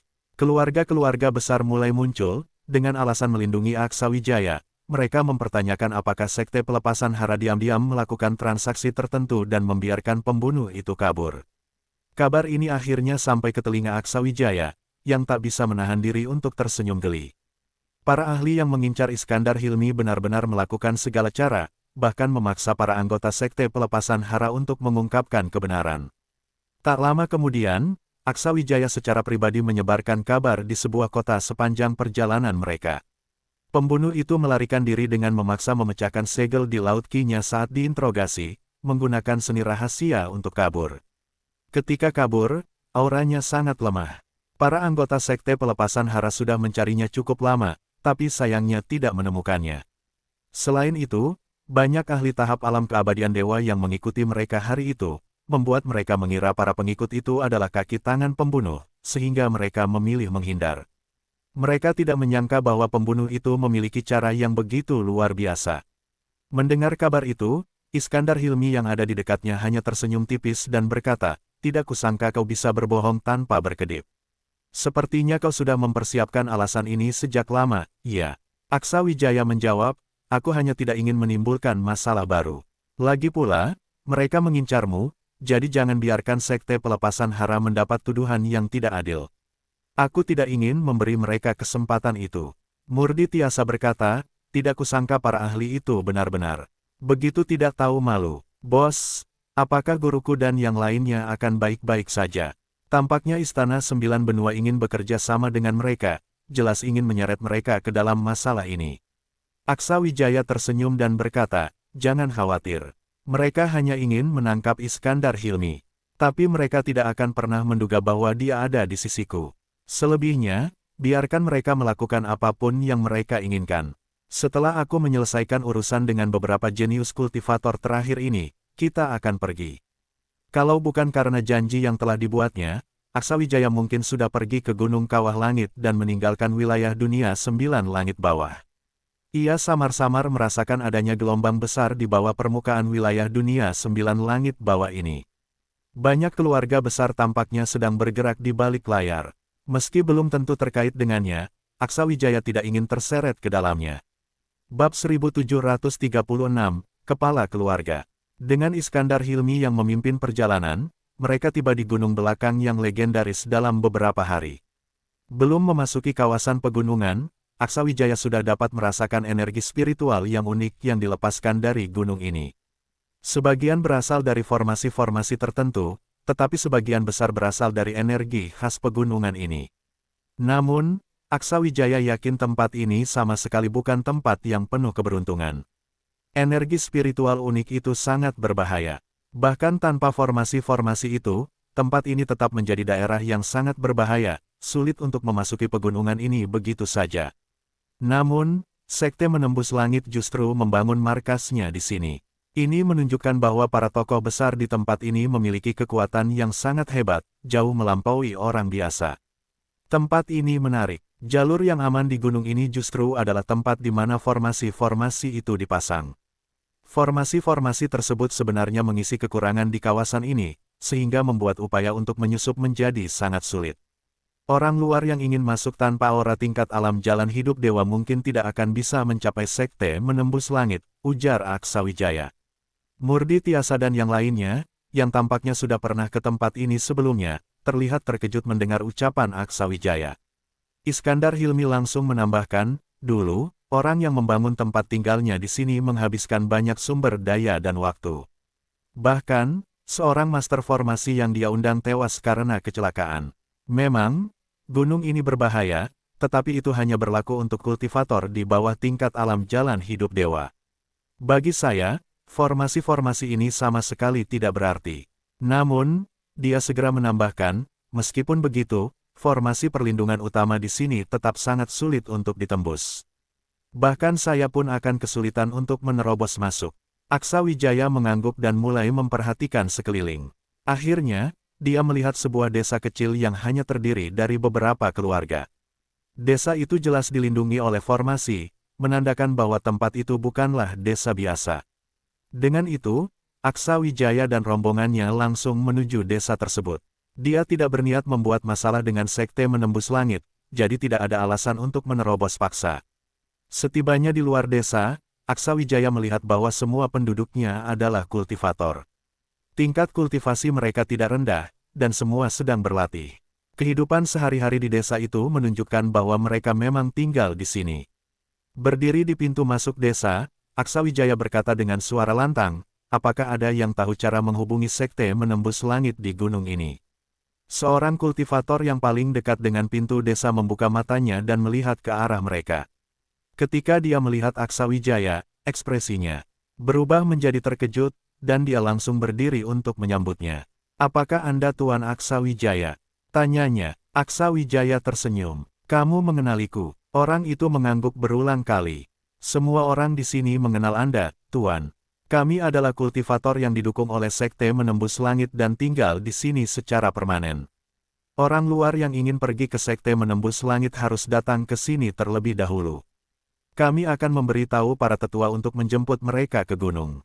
Namun, para tetua telah memberikan potret Anda kepada kami sebelumnya. Mereka memberitahu kami untuk menyambut Anda dengan sopan jika Anda datang dan segera memberi tahu mereka. Aksa Wijaya mengangguk, menyadari situasinya. Ternyata mereka ini seperti penjaga yang ditinggalkan oleh sekte lembah kekuatan langit, menunjukkan bahwa mereka memang mengantisipasi kedatangan Aksa Wijaya dan telah mempersiapkan segalanya. Kultivator itu tidak berkata banyak lagi, langsung mengambil jimat spiritual, menghancurkannya, lalu mengundang Aksa Wijaya dan rombongannya masuk ke desa untuk menunggu orang-orang sekte menembus langit datang. Benar saja, tidak sampai 5 menit, seorang ahli tingkat alam keabadian dewa muncul dari kedalaman desa. Aksa Wijaya mengenalinya, karena mereka pernah bertemu di luar sekte pelepasan hara. Melihat Aksa Wijaya, ahli itu tampak senang dan penuh kejutan. Tuan Muda Aksa, akhirnya Anda datang. Di luar sedang ramai membicarakan Anda. Kami mengira Anda akan sibuk untuk sementara waktu. Bagaimana? Semuanya lancar. Aksa Wijaya mengangguk. Semua berjalan lancar. Saya datang untuk memenuhi janji saya. Gadis itu masih belum menembus batas, kan? Ahli itu menjawab, sejak kembali dari sekte pelepasan hara, dia langsung menutup diri. Saya terus memantau keadaannya, tetapi dia masih belum bisa melangkah maju. Kami semua bisa merasakan bahwa dia telah mengalami pertumbuhan luar biasa di sekte pelepasan hara.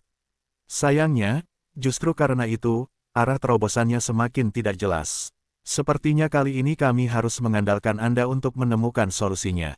Aksa Wijaya berkata, jangan khawatir, saya tahu apa yang harus dilakukan. Dengan bakatnya, menembus batas tingkat alam perampasan jiwa seharusnya tidak sulit. Semua persiapan telah selesai. Langkah terakhir ini hanya masalah waktu. Tolong siapkan barang-barang untuk menghadapi tribulasi petirnya. Biarkan dia bertahan selama mungkin. Ini akan sangat membantu untuk terobosannya di masa depan. Ahli itu tampak setuju, meskipun dengan wajah penuh keprihatinan, ia menggelengkan kepala. Setelah itu, dia mengundang Aksa Wijaya dan rombongannya menuju sekte menembus langit melalui portal teleportasi khusus yang ada di dalam desa. Ketika tiba di dekat formasi teleportasi, seorang ahli mengaktifkannya lalu mengundang semua orang untuk masuk ke dalamnya. Dengan cepat, mereka pun melalui formasi itu dan tiba di sebuah kompleks bangunan di pegunungan. Tempat ini adalah kediaman sebuah keluarga, dan sekte menembus langit hanyalah nama dari salah satu bangunan di sini. Nama itu menjadi terkenal karena kekuatan keluarga ini yang terus meningkat, meskipun mereka bukanlah sekte besar yang dikenal luas, sehingga tidak ditandai di peta. Mereka juga tidak menginginkan gangguan dari orang luar. Kompleks bangunan itu tidak terlalu besar, dan keluarga ini tampaknya hanya terdiri dari beberapa puluh orang. Suasana di sini sangat tenang, menjadikannya tempat yang damai. Murdi Tiasa dan yang lainnya mengamati sekeliling mereka, jelas ini adalah pertama kalinya mereka datang ke sini. Namun, Iskandar Hilmi tampak tetap tenang dan tidak terlalu penasaran, seperti yang dia katakan sebelumnya, mungkin dia pernah ke tempat ini sebelumnya. Aksa Wijaya masih mengingat seorang gadis kecil di tempat ini. Gadis itu memiliki bakat yang cukup baik, bukan tipe jenius yang telah tersegel selama bertahun-tahun, tetapi seorang jenius pada masa kini. Karena itu, waktu latihannya tidak terlalu lama, dan jiwanya masih terlihat polos, seperti selembar kertas putih. Namun, gadis itu hanya perlu menembus tingkat alam pemurnian jiwa dan masuk ke tingkat alam perampasan jiwa. Dengan kekuatan gadis kecil itu, seharusnya tidak ada masalah. Saat itu, Aksa Wijaya tidak sempat membantunya secara fokus. Tetapi kini, setelah datang ke tempat ini, Aksa Wijaya yakin dia dapat dengan mudah menyelesaikan masalahnya dan membantunya mencapai terobosan. Ahli tersebut kemudian berkata kepada Aksa Wijaya, "Saya akan meminta pelayan menyiapkan jamuan penyambutan secepatnya." "Aksa Wijaya, bagaimana kalau ikut saya bertemu kepala keluarga? Kepala keluarga kami sudah lama ingin menjalin hubungan denganmu, tetapi belum pernah ada kesempatan." Aksa Wijaya mengangguk, tunjukkan jalannya. Kemudian, ahli tersebut membawa Aksa Wijaya menuju bangunan tertinggi di kompleks itu. Bangunan itu adalah menara menembus langit, yang juga berada di puncak tertinggi gunung ini. Dikelilingi kabut, nama "Menembus Langit" terinspirasi dari keindahan tempat ini. Murdi Tiasa dan yang lainnya, tentu saja, mengikuti Aksa Wijaya. Ahli tersebut tidak menghentikan mereka. Saat mereka tiba di depan bangunan itu, ahli tersebut membawa mereka langsung masuk. Lantai pertama adalah ruang tamu yang didekorasi dengan sangat elegan. "Silakan tunggu di sini sebentar, saya akan memanggil kepala keluarga." Seorang wanita dengan tingkat kultivasi yang cukup tinggi membawa teko teh masuk. Meskipun dia hanyalah seorang pelayan, dia menuangkan teh untuk mereka lalu pergi tanpa mengatakan banyak hal. Murdi Tiasa kemudian berkata, "Seorang pelayan saja sudah mencapai tingkat alam hukum dewa. Kepala keluarga di sini benar-benar tahu cara memanfaatkan orang." Iskandar Hilmi menjawab, "Belum tentu seorang pelayan. Mungkin saja mereka adalah kultivator dari luar yang tidak punya pilihan dan mencari perlindungan di sini. Di tempat ini, mereka pasti bersedia melakukan banyak hal. Tempat ini berbeda dengan Lembah 100 Kejahatan. Lembah 100 Kejahatan masih dikenal oleh orang luar, dan anggota di sana dilindungi oleh sekte masing-masing. Tapi di sini, tidak ada pengawasan dari pihak luar. Banyak orang menyembunyikan identitas mereka di sini, hingga hampir tidak mungkin melacak jejak mereka di luar. Jadi, jika kau melihat ahli di sini, jangan terkejut." Murdi Tiasa tampak mengerti dan mengangguk, "Jadi begitu, pantas saja." Tetapi keputusan kepala keluarga di sini untuk melindungi mereka menunjukkan bahwa dia sangat percaya diri dengan kekuatannya sendiri. Tentu saja dia percaya diri. Di antara para ahli di dunia 9 langit bawah, dia bisa masuk 10 besar. Jika tidak menghitung para ahli di Gunung Kawah Langit, mungkin dia ada di 5 besar. Bahkan keluarga besar pun harus memberinya penghormatan. Kekuatan garis keturunannya sangat luar biasa. Meskipun jumlah mereka sedikit, ahli mereka tidak kalah banyak. Jangan lupa, mereka berbeda dengan sektemu, sekte pelepasan hara, yang memilih para jenius dari dunia 9 langit bawah setiap generasi. Mereka semua berasal dari garis keturunan yang sama. Selama bertahun-tahun, kekuatan garis keturunan mereka tidak menurun sedikitpun. Generasi ini bahkan berani mencoba jalan ekstrim, jadi bakat mereka pasti luar biasa. Tidak perlu diragukan lagi seberapa hebat mereka. Iskandar Hilmi tampaknya sangat memahami tempat ini. Saat itu, sebuah suara terdengar dari tangga di lantai 2. "Kau ini cukup asing, tetapi aku benar-benar terkejut. Tak kusangka kau begitu paham tempat ini." Iskandar Hilmi tidak berkata banyak lagi, tidak ingin mengungkapkan identitasnya. Aksa Wijaya kemudian angkat bicara untuk mengalihkan perhatian, "Saudaraku ini memang suka menyelidiki hal-hal seperti ini. Banyak rahasia di dunia 9 langit bawah yang dia tahu. Mohon maafkan jika hal ini membuat senior merasa kurang nyaman." Orang yang datang tampak seperti seorang kultivator parubaya, tetapi auranya cukup kuat. Dari pandangan matanya, jelas dia adalah seorang ahli tingkat tinggi yang mungkin sudah hidup selama bertahun-tahun. Ahli yang membawa mereka sebelumnya telah pergi untuk mengurus hal lain. Murdi Tiasa dan yang lainnya segera berdiri dan memberi salam kepada orang itu. Dia adalah ahli sejati dengan tingkat kultivasi yang membuat mereka terpesona. Bahkan Aksa Wijaya pun merasakan tekanan luar biasa darinya, sesuatu yang jarang dirasakan dari seorang kultivator biasa di tingkat alam keabadian jiwa. Bab 1737, Keluarga Honggana. Ahli itu memperhatikan Aksa Wijaya, matanya berkilat dan senyum menghiasi wajahnya, menunjukkan suasana hatinya yang baik. Bagus sekali, seperti yang dikabarkan, kau benar-benar seorang kultivator muda yang luar biasa. Aku juga melihat proses tribulasi yang kau lalui. Memang hebat, kau bisa mencapai hal-hal yang tidak bisa dilakukan orang biasa. Tidak heran kau mencapai tingkat kultivasi seperti sekarang. Aksa Wijaya berkata, Senior, Anda terlalu memuji. Saya hanya mencoba peruntungan saja. Kebetulan saya bisa membantu mereka sambil mencoba menerobos batas. Saya juga tidak menyangka bisa berhasil menembusnya. Silakan duduk. Namaku Laris Honggana, panggil saja aku Tuan Laris. Aku juga dulu seorang kultivator dari dunia 9 benua.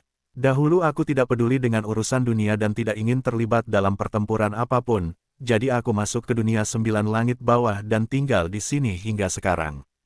Tidak banyak kultivator yang bisa aku ajak berteman, tetapi kau adalah orang pertama yang kuajak berteman secara aktif.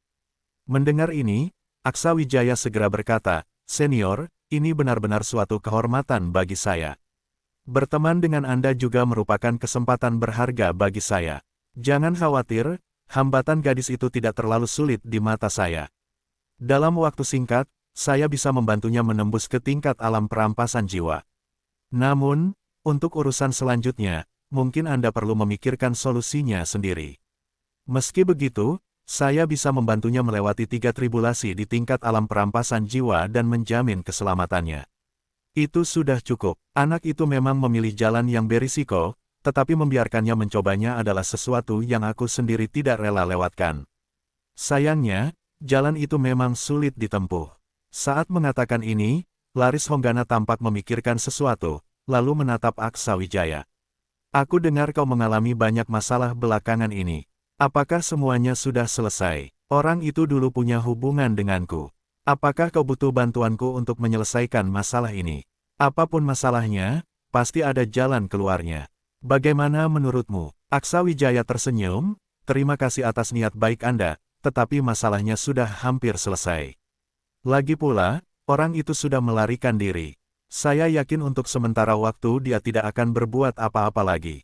Saya juga tidak akan lama tinggal di dunia 9 langit bawah ini, jadi biarkan saja dia berbuat semaunya. Tidak ada hubungannya dengan saya. Laris Honggana tidak memaksakan lagi. Kemudian, percakapan beralih ke topik lain. Tak lama, seorang gadis berlari masuk dari luar, wajahnya penuh kegembiraan ketika melihat Aksa Wijaya. Guru Aksa Wijaya, benar-benar Anda yang datang. Melihat tingkahnya yang ceroboh, Laris Honggana berkata dengan kesal, gadis ini, kau sama sekali tidak berperilaku seperti perempuan. Sungguh ceroboh. Gadis itu menjulurkan lidahnya, terlihat sedikit malu. Dia segera berlari ke sisi Laris Honggana dan manja berkata, Kakek buyut, saya hanya senang melihat guru. Saya dengar Syahrial Lalundu dari Sekte Lembah Kekuatan Langit sudah berhasil menembus tingkat alam perampasan jiwa.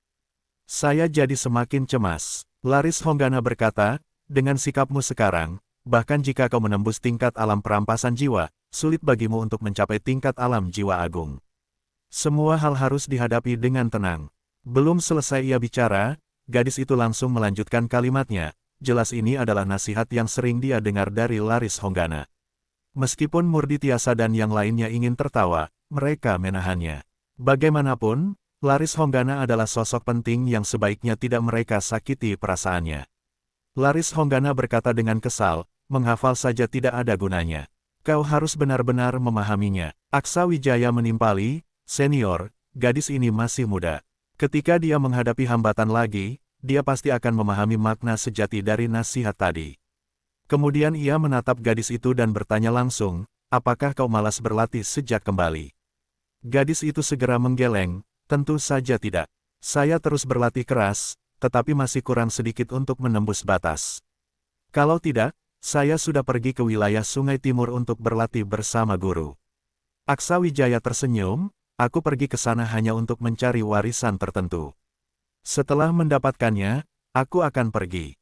Jangan khawatir, mulai besok aku akan membantumu menembus batas. Jika tidak ada masalah, dalam seminggu kau akan mencapai tingkat alam perampasan jiwa.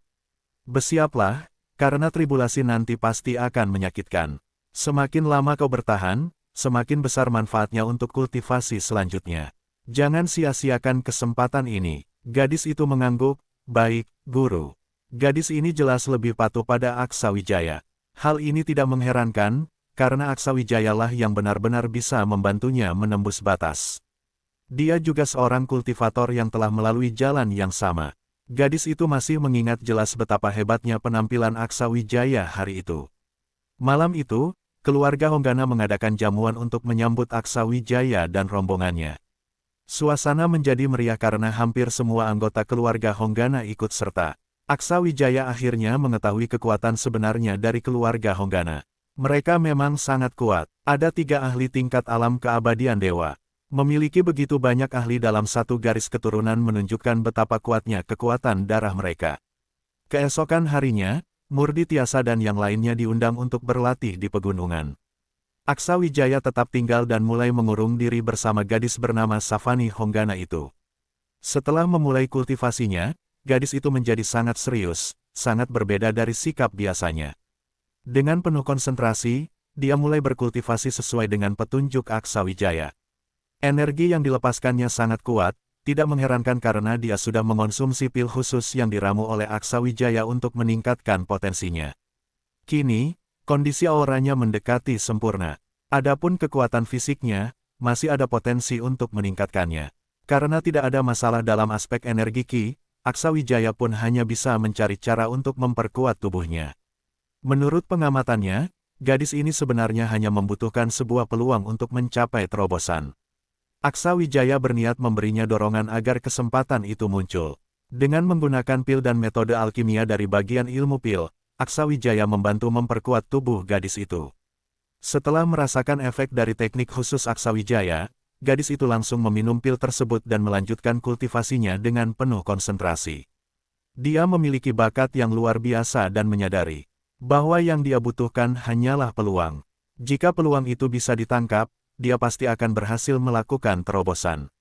Di sisi lain, Senturi Yanto dan beberapa rekannya bertemu dengan beberapa kultivator dari Istana Sembilan Benua.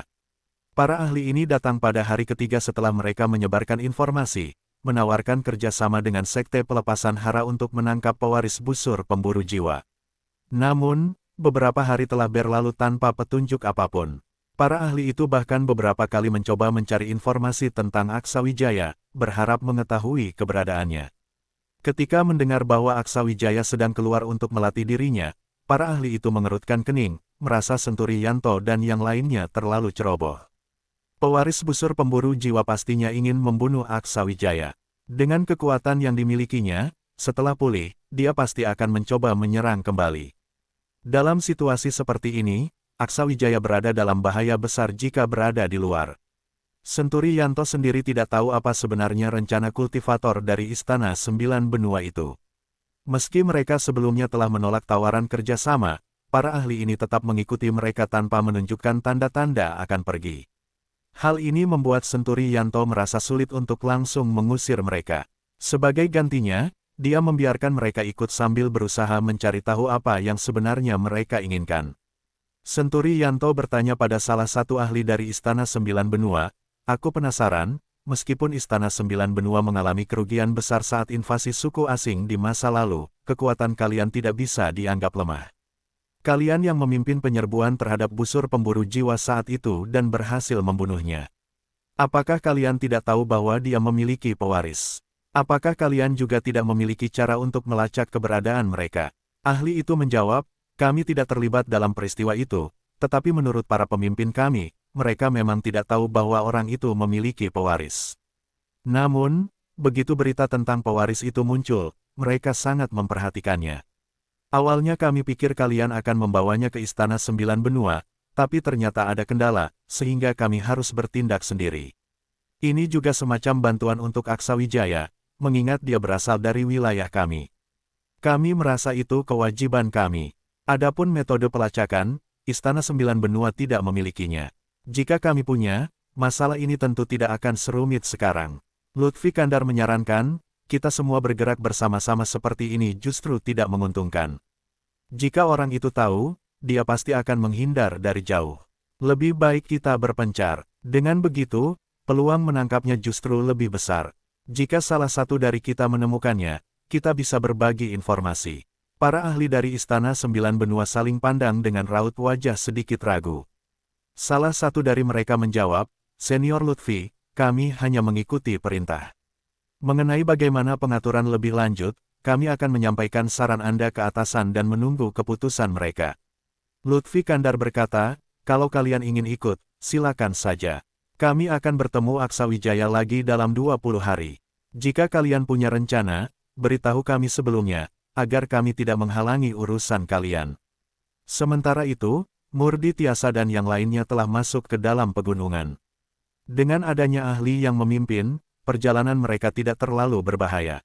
Iskandar Hilmi, yang memiliki pandangan luas, segera menyadari bahwa energi unik di daerah ini mengandung esensi hukum langit yang sangat kuat. Meski ada risiko besar, jika mereka bisa menyerap energi ini, hasilnya pasti luar biasa. Dia memberitahu yang lain melalui komunikasi telepati, kelihatannya mereka merasa berutang budi pada Aksawijaya, sehingga memberikan kesempatan ini pada kalian. Tetapi, apakah kalian bisa memanfaatkannya atau tidak? Itu tergantung pada diri kalian sendiri. Namun, berhati-hatilah. Jangan terlalu memaksakan diri. Jika energi ini berbalik menyerang kalian, bukan hanya tidak ada manfaat, tetapi juga bisa merusak kultivasi kalian. Itu tentu akan menjadi kerugian besar. Bagi para kultivator, peluang seperti ini jelas tidak bisa dilewatkan. Bab 1738, melanjutkan percobaan. Tiga orang itu saling bertukar pandang dengan mata yang berkilau, lalu maju untuk merasakan energi spiritual yang unik di tempat itu. Siapa tahu mungkin ada energi spiritual khusus yang cocok untuk mereka di sini. Jika benar, perjalanan mereka bersama Aksawijaya kali ini akan sangat menguntungkan. Seorang ahli dari keluarga Honggana menatap Iskandar Hilmi dengan rasa penasaran. Kamu tidak ingin mencoba? Tanyanya. Iskandar Hilmi, yang tampak hanya seorang praktisi di tingkat alam spiritual dewa, tidak terlihat mencurigakan di mata ahli itu. Dia menganggapnya sebagai seorang junior, sehingga mengajukan pertanyaan tersebut. Namun, Iskandar Hilmi hanya menggeleng pelan tanpa mengatakan apapun. Sang ahli merasa bahwa Iskandar Hilmi memiliki kepribadian yang unik dan tidak memaksa lebih jauh. Seperti yang sebelumnya diperkirakan oleh Iskandar Hilmi, tindakan keluarga Honggana ini bertujuan untuk meninggalkan kesan baik pada Aksawijaya. Dengan cara ini, mereka bisa membantu rekan-rekan Aksawijaya dan sekaligus membalas budi pada Aksawijaya. Bukankah ini hal yang menguntungkan? Sayangnya, energi spiritual khusus ini tidak mudah diserap atau dikendalikan. Sulit untuk memanfaatkannya. Murdi Tiasa dan dua rekannya mencoba selama setengah hari tetapi tetap gagal, sehingga mereka akhirnya menyerah. Ahli dari keluarga Honggana itu sama sekali tidak terkejut. Dia lebih memahami betapa sulitnya menguasai energi spiritual khusus ini dibandingkan dengan Murdi Tiasa dan kawan-kawan. Sementara itu, Aksawijaya merasa tenang meninggalkan Murdi Tiasa dan yang lainnya di luar, karena ada Iskandar Hilmi yang menemani mereka. Bahkan jika ada situasi tak terduga, mereka dapat mengatasinya. Di sisi lain, Aksawijaya sedang membantu gadis kecil itu memperkuat tubuhnya, meningkatkan daya tahan fisiknya sejauh mungkin. Dengan begitu, kekuatan tulangnya dan aliran meridiannya pun akan ikut meningkat. Pada hari ketiga, energi gadis kecil itu mulai menunjukkan fluktuasi. Aksawijaya menyadari bahwa dia telah mencapai peluang untuk terobosan. Dengan Aksawijaya di sisinya, peluang itu bisa ditangkap dengan mudah. Aksawijaya memintanya untuk tetap fokus pada proses terobosannya. Kemudian, Aksawijaya membawa gadis kecil itu keluar dari tempat pelatihan tertutup. Suaranya menggema di seluruh komunitas keluarga Honggana. Bolehkah saya bertanya pada senior Laris, di mana di gunung ini ada tempat yang cocok untuk proses terobosan? Tolong bawakan semua perlengkapan yang telah disiapkan untuknya. Setelah suaranya terdengar, beberapa sosok dari tingkat alam keabadian dewa melesat ke arah mereka, memancarkan aura yang kuat. Mereka menatap gadis kecil yang duduk bersila di samping Aksawijaya dengan penuh semangat. Dia sudah akan menembus batas. Tanya mereka dengan kagum. Aksawijaya mengangguk sebagai jawaban. Laris Honggana melambaikan lengan bajunya, dan seketika Aksawijaya merasakan energi spiritual yang kuat menyelubungi mereka. Dalam waktu singkat, mereka telah berpindah ke tanah lapang. Para ahli dengan cepat menjauh, jelas merasakan aura terobosan gadis kecil itu semakin kuat. Sepertinya dia akan segera menghadapi bencana langit. Mereka meninggalkan beberapa pil dan susunan formasi untuk persiapan, lalu mundur ke kejauhan. Salah satu ahli berkata kepada Aksawijaya, "Tolong lindungi nyawanya, kami akan sangat berterima kasih." Aksawijaya menjawab dengan tenang, "Tenang saja, dengan saya di sini, dia tidak akan apa-apa." Aksawijaya memberikan beberapa petunjuk melalui transmisi suara, lalu dia juga mundur ke sisi para ahli, menunggu dengan tenang. Ini bukan pertama kalinya dia melakukan hal seperti ini, sehingga dia sama sekali tidak merasa tertekan. Meski tahu kemampuan Aksawijaya, para ahli itu tetap tampak tegang. Hal ini menunjukkan bahwa gadis kecil itu memiliki posisi yang sangat penting di keluarga Honggana. Kecerdasannya yang luar biasa membuatnya sangat disayangi. Semuanya berjalan sesuai dengan yang diharapkan Aksawijaya. Gadis kecil itu berhasil menembus batas dengan lancar. Bersamaan dengan energi spiritual yang semakin kuat, bencana langit mulai terbentuk. Aura yang luar biasa kuat ini adalah ciri khas dari bencana langit jalan ekstrim. Di sisi lain gunung, Murdi Tiasa dan kawan-kawan yang sedang menjelajahi daerah itu dapat merasakan aura bencana langit yang terkondensasi dari kejauhan. Mereka langsung menoleh ke arah tersebut. Sepertinya gadis kecil itu sudah berhasil terobosannya. "Pemimpin kita memang hebat," ujar salah satu dari mereka. Andin Rahmatu menimpali, "Kita sudah tahu dia pasti akan menembus batas, hanya saja tidak menyangka akan secepat ini. Apa kita lanjutkan eksplorasi di sini atau pergi melihat prosesnya? Bencana langit jalan batas ekstrim ini sangat unik, mungkin kita bisa mendapat pencerahan darinya." Tanpa menunggu lebih lama, seorang ahli dari keluarga Honggana berkata kepada mereka, "Saya akan pergi ke sana untuk berjaga-jaga. Jika ada yang ingin ikut, silakan. Kalau tidak, kalian bisa tetap di sini melanjutkan pelatihan. Jika ada bahaya, cukup hancurkan jimat yang saya berikan, dan saya akan langsung datang menyelamatkan kalian." Akhirnya, semua orang memutuskan untuk menuju ke tanah lapang tempat proses bencana langit berlangsung. Mereka tahu bahwa setelah urusan ini selesai, Aksawijaya akan membawa mereka pergi dari tempat ini. Meski tidak yakin berapa lama gadis kecil itu bisa bertahan menghadapi bencana langit, mereka sadar bahwa waktu tersebut tidak cukup untuk mendapatkan warisan apapun di tempat ini. Ahli itu tidak banyak bicara lagi dan langsung membawa semua orang menuju tanah lapang. Murdi Tiasa dan yang lainnya segera duduk bersila di samping Aksawijaya. Murdi Tiasa bertanya kepada Aksawijaya, "Bos, aura dari tribulasi surga ini terasa tidak lemah. Bagaimana jika aku juga mencoba seperti yang kau lakukan pada anak-anak muda sebelumnya, masuk ke dalam tribulasi ini untuk bertahan sebentar? Siapa tahu, mungkin aku juga bisa mendapatkan sedikit pencerahan. Kalau aku tidak kuat bertahan, kau harus membantuku mengatasi tribulasi ini. Aku tidak mau hancur menjadi abu." Nandar Petok segera berkata, "Jangan bertindak gegabah. Lebih baik jangan menambah beban untuk saudara Aksa. Kesempatan seperti ini pasti akan ada lagi di masa depan. Tidak perlu terburu-buru." Aksawijaya tersenyum dan berkata, "Tidak perlu khawatir. Tribulasi surga ini memang berupa tribulasi petir yang memiliki efek luar biasa untuk memperkuat tubuh.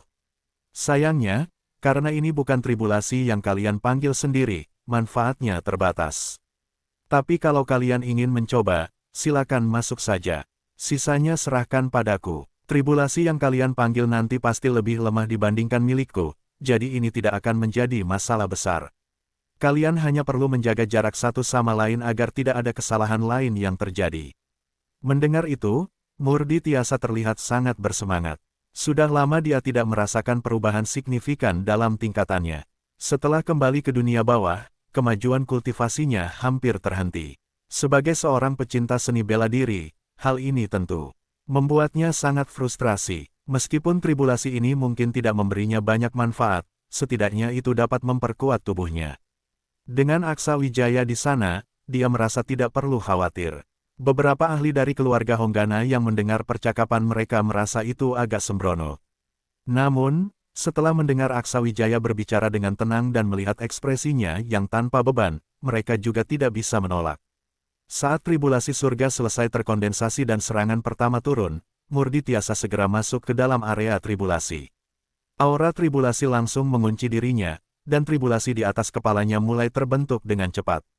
Kekuatan tribulasi ini jauh lebih besar dibandingkan dengan gadis muda dari keluarga Honggana. Murdi Tiasa menyadari situasinya dan segera menjauh dari gadis muda keluarga Honggana agar tribulasi miliknya tidak mempengaruhinya. Dia tampak bersemangat. Ketika dia bersiap menghadapi tribulasi, Nandar Petok juga mendekatinya, jelas ingin mencoba menarik aura tribulasi untuk dirinya sendiri. Aksa Wijaya lalu bertanya kepada Andin Rahmatu di sebelahnya, "Kau tidak ingin mencoba juga?" Andin Rahmatu dengan tegas menggelengkan kepala. "Aku tidak ingin menambah kekacauan. Kesempatan seperti ini pasti masih ada lagi nanti. Aku ingin melihat dulu bagaimana keadaan mereka sebelum memutuskan." Aksa Wijaya tertawa, "Jangan khawatir. 1 domba atau 2 domba, tidak ada bedanya. Kau juga tidak akan membuatku repot." Andin Rahmatu menjawab kesal, "Saudara Aksa, kami bukan domba. Aku hanya tidak ingin menyusahkanmu." Aksa Wijaya tersenyum dan berkata, "Dilihat dari kemampuan kalian bertiga, Murdi Tiasa adalah yang paling merepotkan. Tribulasi yang kau panggil mungkin akan lebih lemah dibandingkan miliknya, jadi tidak akan banyak memengaruhiku. Hanya masalah sepele, jangan buang waktu. Setelah ini selesai, kita akan segera berangkat ke sekte berikutnya. Aku punya rencana lain setelah itu." Mendengar itu, Andin Rahmatu tidak lagi ragu. Dia langsung menarik tribulasi ke dirinya dan mulai mencoba menahannya, berharap mendapatkan manfaat untuk meningkatkan kultivasi dan kekuatan tubuhnya. Namun, para ahli keluarga Honggana kini justru terlihat lebih gugup. Mereka tidak menyangka ada 3 orang ahli di tahap alam hukum dewa yang akan bergabung dalam tribulasi ini. Tapi karena Aksa Wijaya sudah mengizinkan, mereka tidak bisa berkata apa-apa lagi, hanya berharap Aksa Wijaya benar-benar mampu menangani tribulasi ini. Iskandar Hilmi yang mendengar percakapan Aksa Wijaya tetap tenang, seolah sudah terbiasa. Dia mengingat bagaimana Aksa Wijaya melindungi lebih dari 20 murid sekte Bulan Merah sendirian dari tribulasi sebelumnya. Kemampuan Aksa Wijaya dalam menghadapi tribulasi benar-benar di luar pemahamannya. Gadis muda keluarga Honggana memulai dengan tribulasi petirnya. Aksa Wijaya memperkirakan bahwa dengan bakatnya, dia dapat bertahan beberapa jam, terutama dengan semua persiapan luar biasa keluarga Honggana, termasuk formasi bendera dan obat-obatan spiritual. Hal ini menunjukkan betapa pentingnya gadis itu bagi keluarga Honggana. Saat Aksa Wijaya terus memantau, giliran Murdi Tiasa menghadapi tribulasinya. Tribulasinya ternyata sangat kuat, bahkan lebih hebat dibandingkan milik Nandar Petok yang berada di tahap lebih tinggi darinya. Melihat perbedaan itu, Nandar Petok tidak bisa menahan diri untuk mengeluh, "Kenapa tribulasimu begitu kuat?" Murdi Tiasa tertawa, "Ini membuktikan bahwa bakatku lebih tinggi darimu." "Tidak terima." Aksa Wijaya menjelaskan, Murdi Tiasa pernah menerima baptisan darah dari suku raksasa. Aura darahnya lebih unggul dari sebagian besar manusia. Itulah sebabnya tribulasinya lebih kuat. Jangan heran, Nandar, meskipun tribulasimu tidak sekuat miliknya, tetap tidak bisa diremehkan. Dia lalu mengingatkan ketiganya, "Aku tidak menyuruh kalian melewati tribulasi ini. Gunakan aura tribulasi untuk memperkuat tubuh kalian. Jangan melawan kekuatan tribulasi, sebaliknya biarkan tribulasi menyatu dengan tubuh kalian. Hanya dengan begitu kalian akan mendapatkan manfaatnya. Jika kalian melawannya, itu hanya akan membuang waktu dan energi. Jangan ragu, aku akan menjaga kalian." Dengan percaya diri, Aksa Wijaya berdiri di tepi tanah lapang, memantau perubahan aura mereka. Boom, boom, tribulasi petir turun. Murdi Tiasa menghadangnya dengan tubuhnya, seketika tubuhnya terselimuti petir. Setelah petir pertama berlalu, meskipun wajahnya terlihat sedikit kacau, dia tidak menderita luka serius. Tubuhnya memancarkan cahaya unik seperti harta spiritual, terlihat sangat kokoh. Andin Rahmatu yang melihat situasi itu mengerutkan alisnya, lalu berseru, "Saudara Aksa. Aku menyesal." Bab 1739, pilihan berikutnya. Aksa Wijaya tentu tahu bahwa Andin Rahmatu adalah seorang gadis yang sangat memperhatikan penampilan. Cara Murdi Tiasa memang agak sederhana dan langsung. Jika Andin Rahmatu harus melakukannya dengan cara yang sama, jelas dia tidak akan bisa menerimanya. "Aku tidak meminta kamu meniru dia. Arah latihan kalian memang berbeda. Kamu hanya perlu menggunakan teknikmu untuk menyerap kekuatan petir surgawi dengan cara yang terarah. Tidak perlu membuatnya begitu berantakan." Nandar Petok juga bisa melakukan hal yang sama. Murdi Tiasa melakukannya karena fondasi tubuh fisiknya kuat. Tidak banyak orang yang bisa melakukannya tanpa cedera. Mendengar ini, Ekspresi Andin Rahmatu menjadi lebih tenang dan tidak lagi setegang sebelumnya. Keempat orang itu menghadapi petir surgawi secara bersamaan. Anehnya, yang paling mudah menghadapinya adalah gadis kecil dari keluarga Honggana. Namun, ini karena cara mereka menghadapi petir berbeda. Selain itu, kekuatan petir surgawi yang ditarik oleh para kultivator tingkat alam hukum dewa jauh lebih kuat dan tidak bisa dibandingkan. Terlebih lagi, Murdi Tiasa dan yang lainnya bukanlah kultivator biasa. Mereka memiliki bakat yang luar biasa. Di antara tiga orang itu, Andin Rahmatu tampak paling tenang. Namun, Aksa Wijaya tahu bahwa Andin Rahmatu akan menjadi orang pertama yang tidak bisa bertahan. Dia bisa merasakan bahwa energi spiritualnya terkuras dengan cepat. Paling lama dalam 2 jam, energi itu akan habis. Benar saja, ketika energi spiritual Andin Rahmatu tidak bisa lagi menopang, dia mulai kesulitan menahan energi petir surgawi sepenuhnya. Namun, saat ini, dia tidak peduli lagi dengan penampilannya. Berkat bimbingan Aksa Wijaya, dia sudah merasakan manfaat yang diperoleh. Bagi mereka yang sudah lama tidak mengalami peningkatan energi spiritual, ini sangat penting. Meskipun dia seorang wanita, dia sangat keras terhadap dirinya sendiri dalam hal kultivasi. Dia berharap bisa bertahan lebih lama dan mendapatkan lebih banyak manfaat. Dia kemudian menelan sebuah pil untuk memulihkan energi spiritualnya dan melanjutkan usahanya. Aksa Wijaya terus memantau kondisinya. Setelah setengah jam, energi spiritualnya hampir habis. Aksa Wijaya tahu bahwa dia sudah mencapai batasnya dan segera bergerak. Dalam sekejap, dia muncul di atas Andin Rahmatu, langsung menggunakan tubuhnya untuk menahan petir surgawi. Kemudian, dia terbang ke atas, menembus awan petir. Dengan ledakan besar, energi spiritual yang dahsyat menyebar. Petir Andin Rahmatu langsung hancur dan tidak bisa berkumpul lagi, berkat Aksa Wijaya. Aksa Wijaya membawa Andin Rahmatu ke tepi lapangan. Andin Rahmatu duduk bersila untuk memulihkan diri. Iskandar Hilmi mendekat dan menyalurkan energi spiritual ke dalam tubuhnya untuk mengurangi kelemahan akibat kehabisan energi. Namun, semua ahli di tempat itu bisa merasakan energi spiritual yang mengumpul di atas Aksa Wijaya. Kekuatannya begitu dahsyat hingga para ahli tingkat alam keabadian dewa tampak khawatir. Iskandar Hilmi yang biasanya tenang mulai terlihat cemas.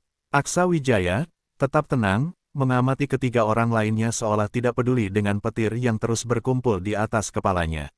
Nandar Petok bertahan lebih lama daripada Andin Rahmatu, sekitar 1 jam tambahan, sebelum mulai kehabisan energi.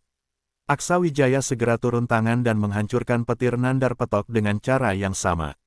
Para ahli di sekitar terkejut melihat petir yang menghantam Aksa Wijaya menghilang begitu saja, seolah-olah dia bisa menyerapnya. Hal ini sangat sulit dimengerti. Di sisi lain, Murdi Tiasa terlihat paling berantakan sejak awal. Namun, kondisinya tetap sama, bahkan tubuhnya semakin kuat. Kemampuannya untuk semakin kuat saat bertarung sungguh luar biasa. Aksa Wijaya membiarkannya untuk melihat seberapa jauh Murdi Tiasa bisa bertahan. Beberapa jam kemudian, gadis keluarga Honggana bertahan hingga serangan terkuat, meskipun 2 senjata spiritual dan 3 bendera formasinya hancur. Beberapa ahli keluarga Honggana khawatir, tetapi Aksa Wijaya dengan santai menghancurkan petir itu. Setelah memastikan semua orang aman, Aksa Wijaya melihat Murdi Tiasa dan memutuskan untuk membantunya hanya jika benar-benar perlu. Anak ini telah banyak berkembang. Dia bisa melewati petir ini, katanya kepada Iskandar Hilmi. Meskipun Iskandar Hilmi tidak mengerti mengapa Aksa Wijaya begitu percaya diri, dia tidak lagi mencoba membujuknya. Namun, ketika Aksa Wijaya menyebutkan seorang ahli tingkat alam reinkarnasi, hal itu membuatnya terkejut. Bagaimanapun, tingkat alam reinkarnasi adalah keberadaan yang legendaris, dan setidaknya di dunia 9 langit bawah tidak ada yang pernah mencapai tingkat itu. Pada saat berikutnya, dia merasakan perubahan pada aura Murdi Tiasa. Dalam sekejap, tubuh Murdi Tiasa mulai membesar, hingga akhirnya berubah menjadi raksasa setinggi belasan meter, dengan auranya sepenuhnya terlihat. Hal ini membuat hati Iskandar Hilmi bergetar, karena dia merasakan bahwa keadaan Murdi Tiasa saat ini benar-benar nyata, bukan hanya ilusi dari teknik kultivasi. Dia belum pernah mendengar bahwa Murdi Tiasa memiliki kekuatan garis keturunan seperti itu. Aksa Wijaya tersenyum kecil dan berkata, tubuh fisiknya tidak bisa dibatasi. Ini adalah wujud penuhnya, tidak perlu khawatir tentang dia. Kita tinggal menunggu dengan tenang. Raksasa setinggi belasan meter itu mulai bergerak dengan suara gemuruh yang membuat tanah bergetar. Seorang ahli dari keluarga Honggana kembali. Ketika dia melihat pemandangan itu, dia juga merasa terkejut. Setelah menyadari bahwa itu adalah Murditiasa, dia tidak bisa menahan rasa herannya. Dia mendekati Aksa Wijaya dan berkata, "Teman kecil Aksa Wijaya, orang-orang di sekitarmu memang luar biasa. Tak kusangka Murditiasa juga memiliki kekuatan seperti ini. Benar-benar membuka mataku." Aksa Wijaya menjawab, "Senior, Anda bercanda. Sebelum mencapai tingkat alam jalan hidup dewa, kami semua masih jauh dari harapan. Tidak layak untuk perhatian Anda. Apakah ada sesuatu yang membuat Anda kembali, senior?" Ahli itu berkata, "Kepala keluarga sangat berterima kasih kepada teman kecil. Kami telah menyiapkan hadiah sederhana. Setelah dia menyelesaikan ujian petirnya, teman kecil harus ikut dengan saya untuk menemui kepala keluarga sekali lagi. Setelah itu, ketika ingin pergi, saya akan secara pribadi mengantar kalian keluar dari gunung." Kebaikan seperti ini tentu saja tidak ada alasan bagi Aksa Wijaya untuk menolaknya. Dia pun mengangguk setuju. "Tidak masalah, saya akan segera ke sana. Senior, silakan tunggu sebentar. Orang ini mungkin masih butuh waktu untuk menyelesaikan semuanya." Seperti yang diperkirakan Aksa Wijaya, Murditiasa menghabiskan beberapa jam lagi untuk bermain-main. Namun, di jam terakhir, dia benar-benar terbaring di tanah, hampir kehabisan energi. Meskipun tampak lemah dan kelelahan, tidak terlihat adanya luka serius. Aksa Wijaya mendekatinya, memberikan pil obat, dan membantu menstabilkan auranya. Sesaat kemudian, Murditiasa menggunakan teknik kultivasinya untuk mengembalikan tubuhnya ke ukuran semula. Dia lalu berkata kepada Aksa Wijaya, "Bos, aku hebat, kan? Tidak mempermalukanmu, kan?" Aksa Wijaya tersenyum kecil dan berkata, "Kau memang hebat. Bahkan aku tidak menyangka kau bisa bertahan. Di tingkat ini, kau sudah melampaui banyak orang. Bahkan aku sempat meremehkanmu." Murditiasa merasakan perubahan pada auranya dan merasa sangat gembira. Meski tubuhnya lemah, dia segera bertanya pada Aksa Wijaya, "Bos, kemana kita selanjutnya? Aku ingin menggunakan ujian petir orang lain untuk meningkatkan diriku. Mungkin sebelum meninggalkan dunia 9 langit bawah, aku bisa mengalami terobosan lagi." Aksa Wijaya tersenyum, meskipun tidak pasti berhasil, mencoba tidak ada salahnya. Kalau berhasil, bukankah itu luar biasa? Kita akan menemui kepala keluarga Honggana terlebih dahulu, lalu kita pergi ke kekuatan berikutnya. Setelah semua urusan selesai, aku akan membawa kalian kembali ke 9 benua. Mereka berdua bertemu kembali dengan Iskandar Hilmi dan yang lainnya. Kemudian, bersama seorang ahli keluarga Honggana, mereka kembali ke kepala keluarga. Seperti yang diperkirakan, banyak sumber daya telah disiapkan dan diserahkan kepada Aksa Wijaya dalam sebuah kantong penyimpanan. Setelah berbasa-basi sebentar, Aksa Wijaya mengajukan diri untuk pergi. Dia juga berjanji bahwa jika Savani Honggana membutuhkan bantuan untuk menghadapi ujian petir di masa depan, dia bisa mencarinya. Jika saat itu dia tidak lagi berada di dunia 9 langit bawah, sebelum terobosan, dia bisa masuk ke 9 benua dan mencari Aksa Wijaya di Sekte Langit. Kepala keluarga Honggana memberikan sebuah token kepada Aksa Wijaya tanpa ragu. Terlepas dari niat Aksa Wijaya, kekuatannya sudah jelas, dan dia memang mampu membantu gadis itu melewati ujian petir. Menyelamatkan nyawanya adalah yang terpenting. Dengan ini, Aksa Wijaya menunjukkan niat baiknya dengan jelas. Setelah meninggalkan gunung, Aksa Wijaya berpamitan dengan ahli keluarga Honggana dan melanjutkan perjalanan bersama rombongannya. Andin Rahmatu dan yang lainnya memasuki mode kultivasi di dalam harta spiritual terbang. Jelas, ujian petir sebelumnya telah memberi mereka banyak manfaat. Saat ini mereka sedang meresapi pengalaman itu, dan jika berhasil memasuki kondisi pencerahan, manfaatnya akan sangat besar. Iskandar Hilmi bertanya kepada Aksa Wijaya, "Tuan Muda Aksa, kemana kita selanjutnya?" Aksa Wijaya berpikir sejenak dan langsung berkata, "Sekte Hentian Langit." Mendengar itu, Iskandar Hilmi mengangkat alisnya sedikit. "Kau yakin ingin ke sana? Jika aku tidak salah, kau punya beberapa konflik dengan mereka. Bahkan ada hubungannya dengan kekasih Murditiasa.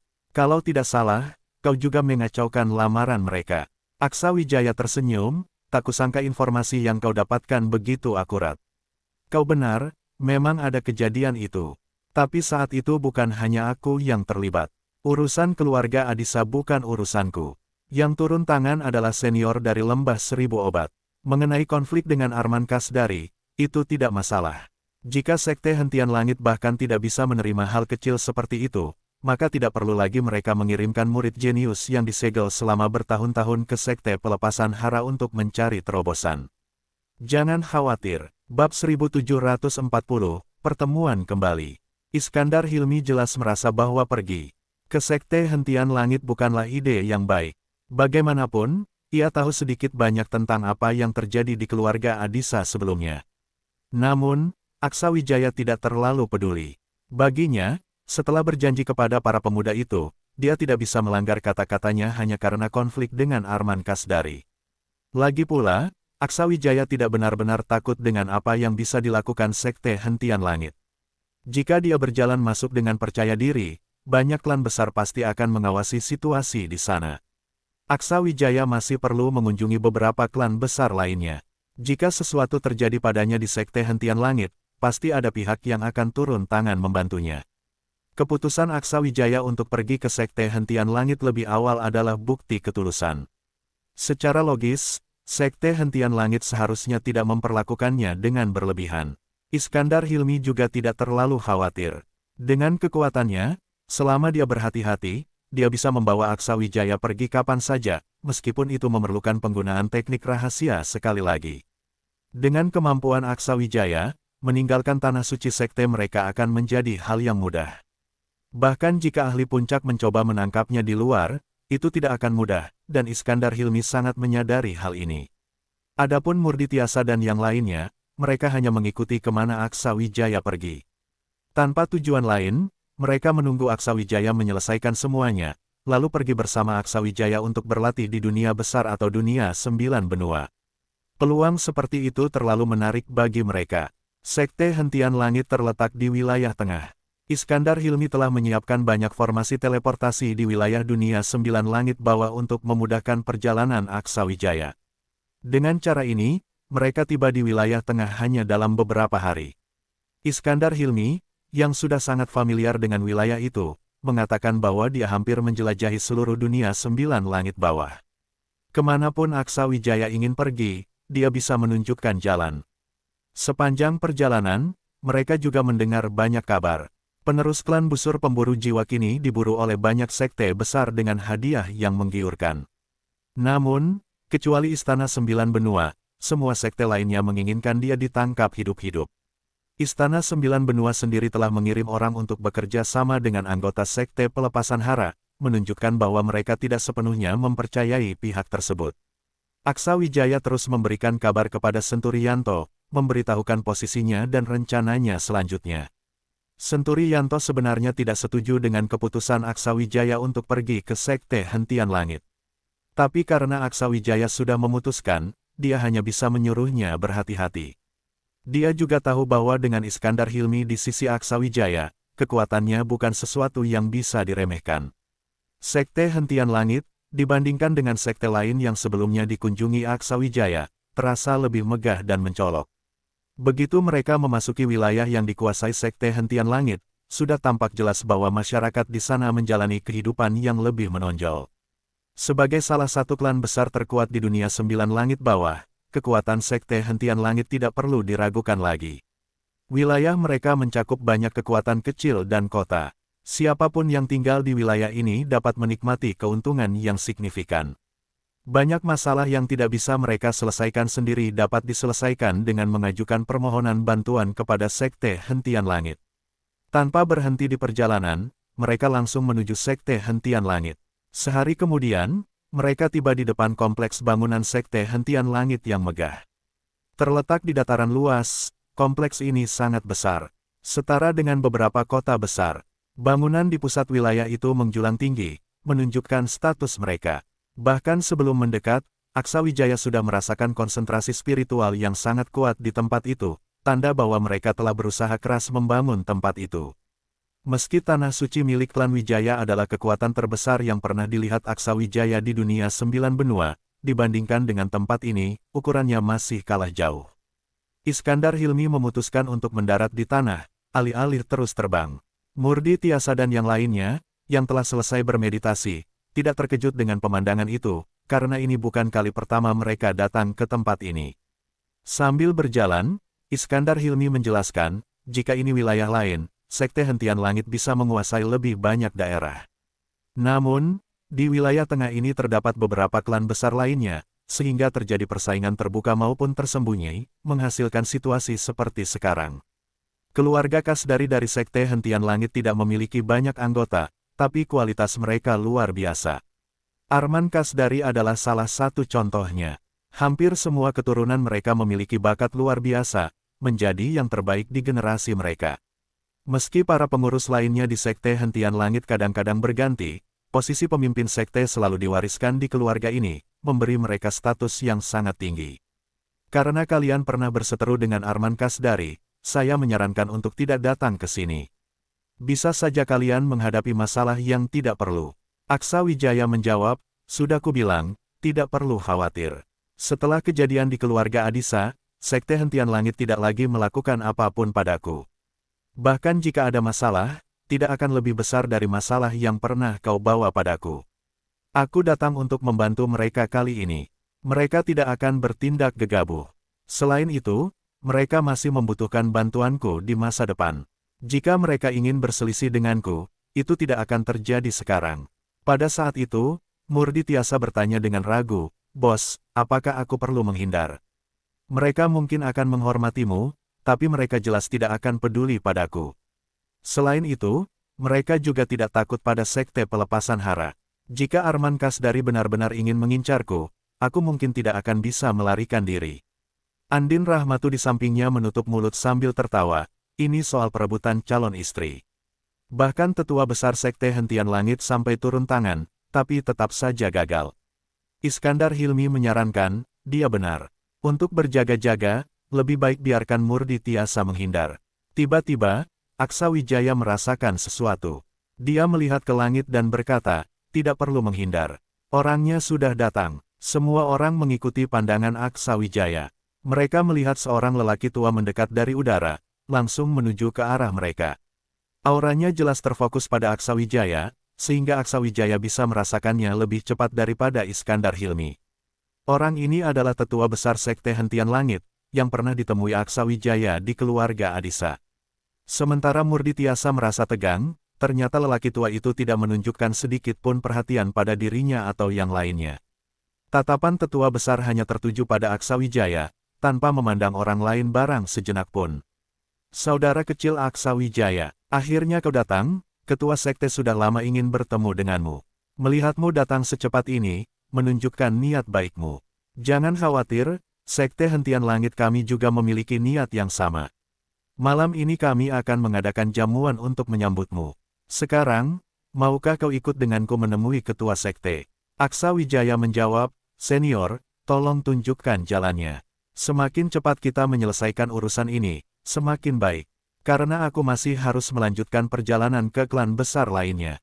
Di wilayah tengah, ada seorang jenius dari klan besar yang membutuhkan arahanku. Orang tua itu tidak terkejut. Siapa yang belum mencapai terobosan pada hari itu bukanlah rahasia lagi. Saat Aksa Wijaya tiba di sekte menembus langit, berbagai sekte sudah menerima kabar tersebut. Mereka semua bertanya-tanya, kemana Aksa Wijaya akan pergi setelah ini. Ketika Aksa Wijaya memilih Sekte Hentian Langit, itu menunjukkan kesungguhan niatnya. Hal inilah yang membuat tetua besar bersikap sangat ramah. Murdi Tiasa berusaha menekan auranya sambil berjalan di samping Iskandar Hilmi, berusaha untuk tidak menarik perhatian. Namun, dengan tinggi badan hampir 2,5 meter, mustahil untuk tidak terlihat. Hanya saja, tetua besar tidak punya waktu untuk memedulikannya, karena Aksa Wijaya adalah urusan utama. Ketika mereka tiba di depan gerbang utama, beberapa murid segera membuka pintu untuk menyambut tetua besar. Melihat dia membawa sekelompok pemuda, para murid menatap mereka dengan takjub. Beberapa mengenali Murdi Tiasa dan Nandar Petok. Bagaimanapun, mereka pernah menjadi sosok terkenal. Namun, para murid juga tahu bahwa para jenius muda ini sekarang mengikuti Aksa Wijaya untuk berlatih bersama.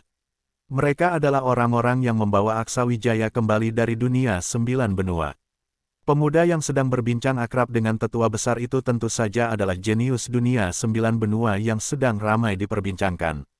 Menurut pandangan mereka, pemuda ini mungkin akan mengancam posisi Arman Kasdari, pewaris muda yang dikenal sebagai Raja Pemuda. Sayangnya, karena tetua besar ada di sana, mereka tidak bisa menguji atau membicarakan hal ini. Saat memasuki Sekte Hentian Langit, mereka semakin merasakan luasnya tempat itu. Tidak bisa disangkal, wilayah ini sangat besar, dan jumlah muridnya pun luar biasa banyak, dengan rata-rata tingkat kultivasi yang cukup tinggi. Terlihat jelas bahwa mereka sangat selektif dalam menerima murid. Lebih dari itu, Aksa Wijaya merasakan keberadaan banyak kultivator di tingkat alam hukum dewa dan alam jalan hidup dewa. Mereka yang lebih tua bertugas mengelola murid-murid serta mengajarkan teknik dan pengalaman kultivasi.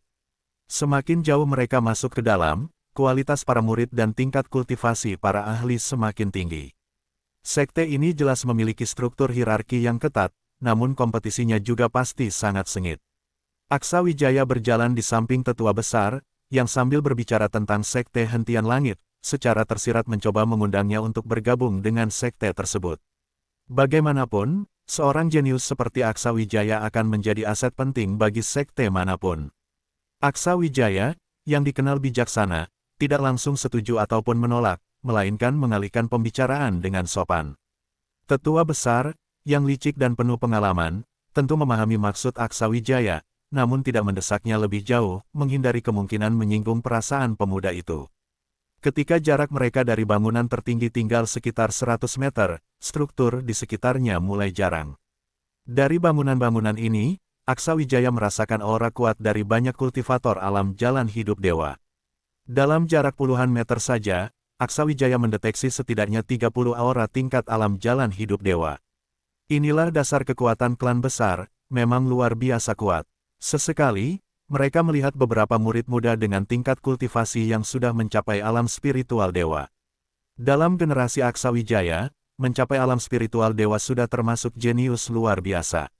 Sedangkan di tingkat alam hukum dewa, hanya sedikit yang berhasil mencapainya, dan sebagian besar dari mereka sekarang berlatih di dunia besar. Tak lama kemudian, sosok yang akrab keluar dari sebuah paviliun di sisi mereka. Melihat kelompok Aksa Wijaya, orang itu terkejut sebelum akhirnya berjalan mendekat bersama seorang pria kekar berkepala plontos, yang juga tampak heran. "Saudara Aksa, aku tidak menyangka kau akan datang ke Sekte Hentian Langit kami secepat ini. Sebelumnya aku pikir sekte kami akan menjadi tempat terakhir yang kau kunjungi."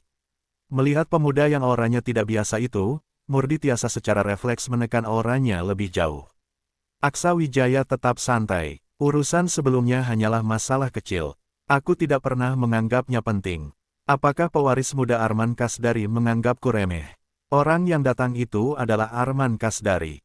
Dia selalu berpikir bahwa konflik di antara mereka akan membuat Aksa Wijaya tidak akan datang ke Sekte Hentian Langit secepat ini. Namun, dia sama sekali tidak menyangka Aksa Wijaya muncul pada saat ini. Bersambung ke bab 1741, terima kasih.